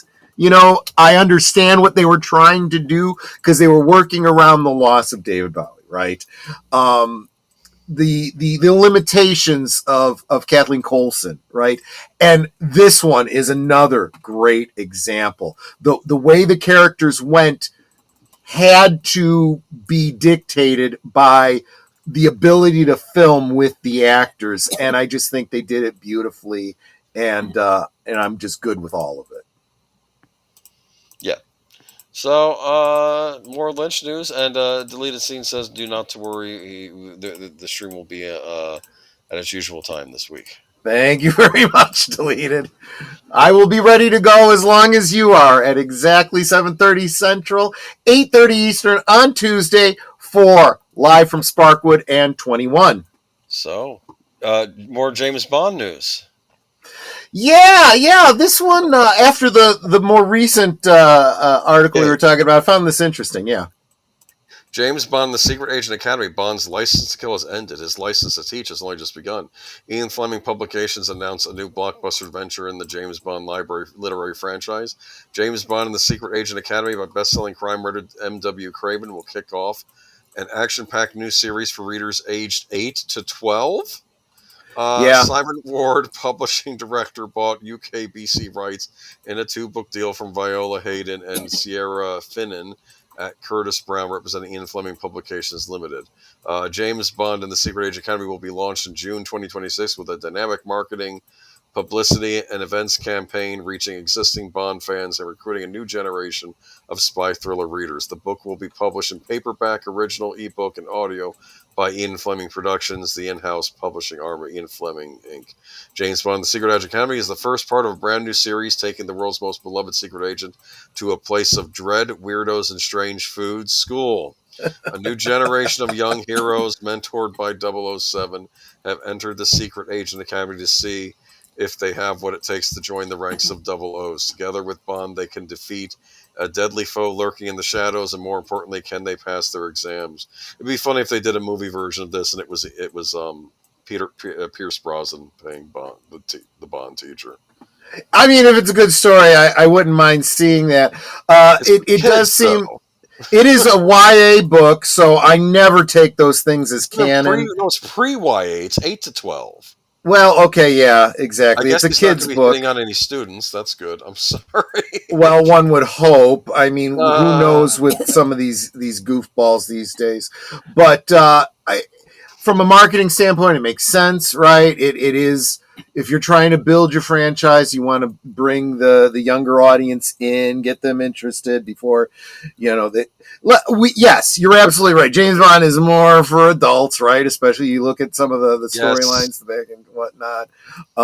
But be that as it may, it's okay to prime the kids to be interested in the characters and then realize, oh, this is a little bit more adult than I realized as they get older. And it's age appropriate for them to partake and so forth.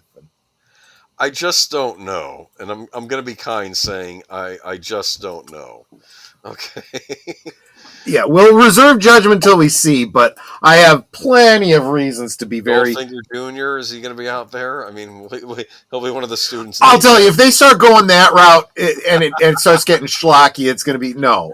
Come on, there are some good stories they could tell.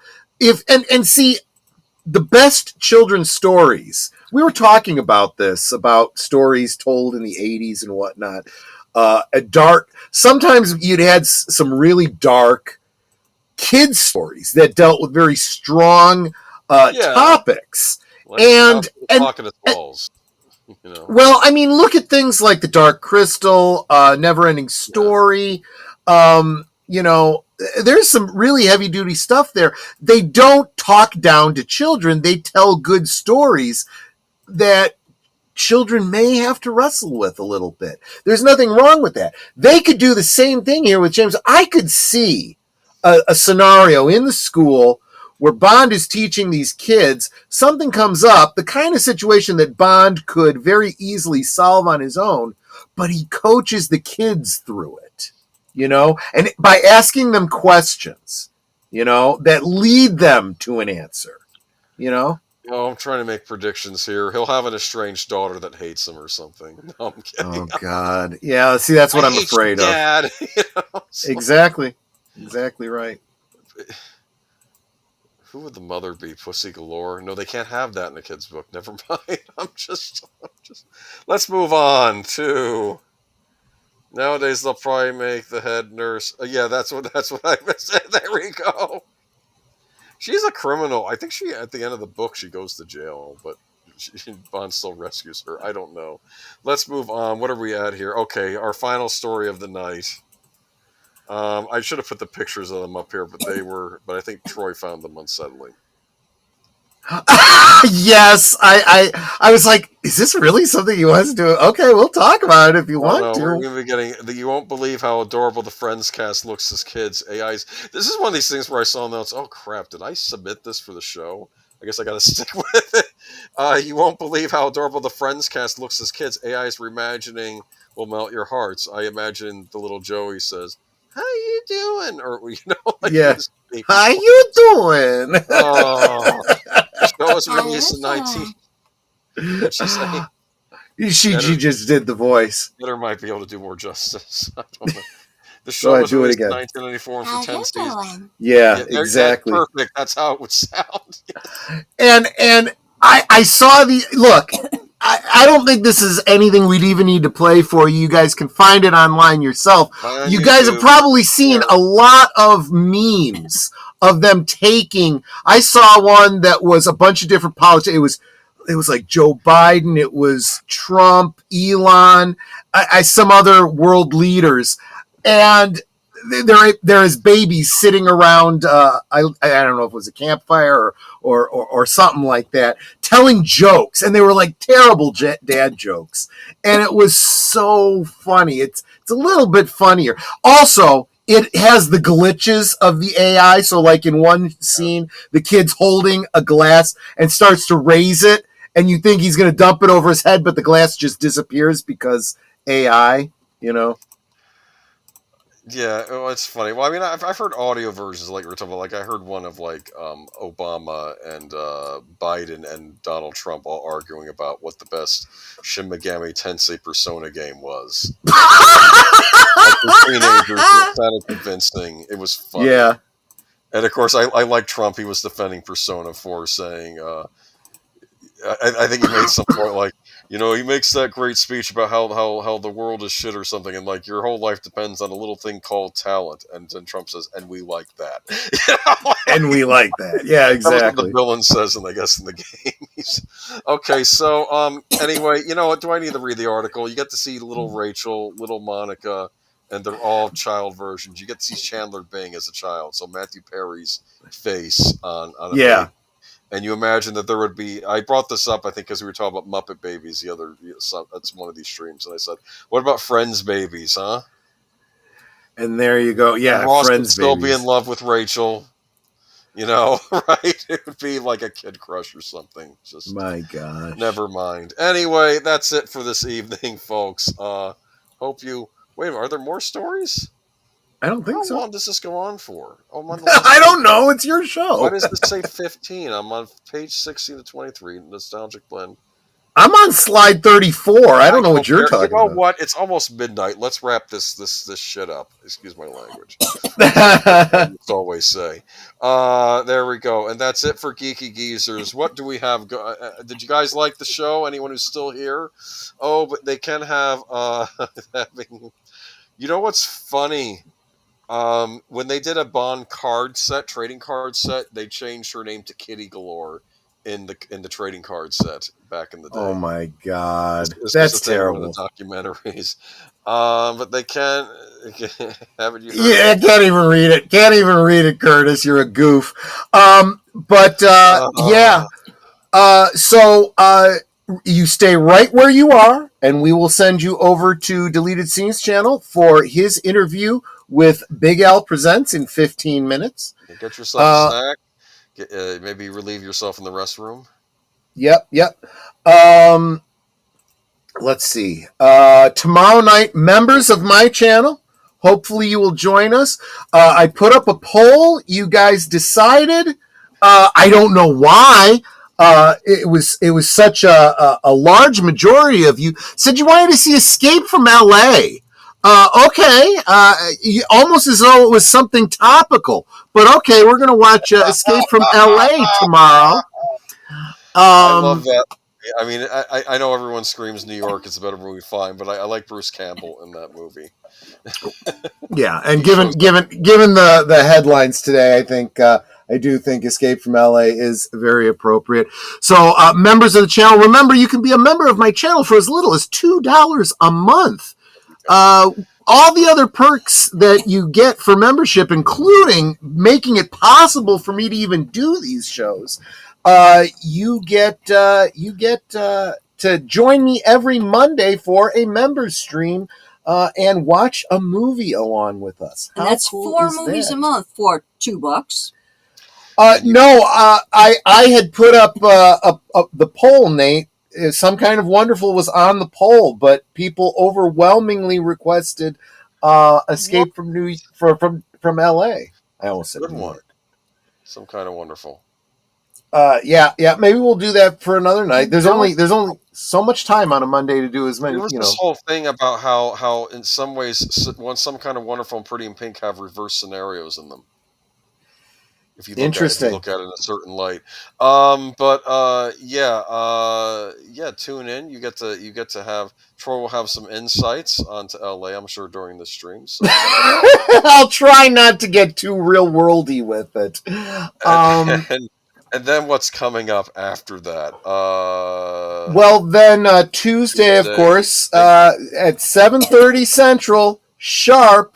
That's 8:30 Eastern. We will be live from Sparkwood 21. We will be watching, not doing too much of a deep dive on, but we will be watching Mulholland Drive. Next week, we will get into the deep dive on that. So we're kind of splitting that up. So starting very promptly at 7:30, it's the only way that we will be able to finish up and then be able to get over to my channel at 10 Central, 11 Eastern for the next episode of Blake 7, Children of Auron. So those of you that are big Cali fans, it's a Cali-centric episode. Those of you that aren't Cali fans, well, Servalan's in it. So what? I don't like Servalan. Well, no, I know. I'm saying that more for Marc Malnekoff, who might watch on the rewatch. Thursday, Netter and I will be over on Netter's Network for Thursday Things. We may or may not have a guest. I'm still waiting to hear back. Okay, fair enough. But join us on Netter's channel at 9 Central, 10 Eastern on Thursday. And then followed immediately after on Deleted Scenes channel for his coming attractions to tell you everything he's got coming out throughout the week, because that's too long for me to list right now. Friday, we haven't really decided on a topic yet, have we, Boomer? No, but I can talk to you after the stream real quick. I had some ideas, like we have a couple things in the burner, so it'll be good. Okay, that sounds good. But I also know that there's going to be a very special Films with Friends on Friday that Netter and I have been invited to. Can't promise we're going to make it there, but we're going to try to, because it's the anniversary of a certain shark movie. Yes, Sharknado was released. No, I'm kidding. I'm kidding. It has nothing to do with Sharknado. Yeah, they're going to be watching Jaws, and I think we're going to need a bigger YouTube station. But that's going to be Deleted Scenes, Big Al Presents, and hopefully, if at all possible, Netter and myself, and maybe another special guest that you guys may not have seen in a while. Kind of miss him, and I'm hoping he can make it on Friday as well. And that brings us around to Saturday, where Retro Cinema on Netter's network, 9 Central, 10 Eastern on Netter's channel. What are we watching? The Freshman. The Freshman. Yeah, this is I don't even know how to describe it. It's kind of a parody of The Godfather, but it's got that 80s charm. Matthew Broderick, Marlon Brando. I love this movie. That's the one with the kimono dragon in it? Yes! Yes, it is! That movie, yes. Don't say any more about it. No I'm not gonna say anything spoilers. else. Okay. This is a good movie. Looking forward to it.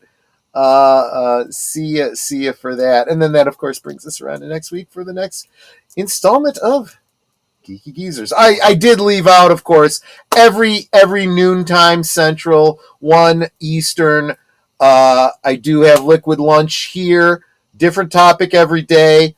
Hope to see you whenever you can make it. Make sure you have that notification bell. You should talk about what you so found in your refrigerator cleaning for one of the liquid lunches. Yeah, that should. If you're on a diet, that might help you lose your appetite. So there you go. All right. There we go. All right, cool. Anyway, and that's all I got. All right. Well, I'm going to say good night to y'all. You have a good week, and stay tuned for Deleted Scenes reserve seats. Catch you later. Bye-bye. Take care, everyone. Bye-bye.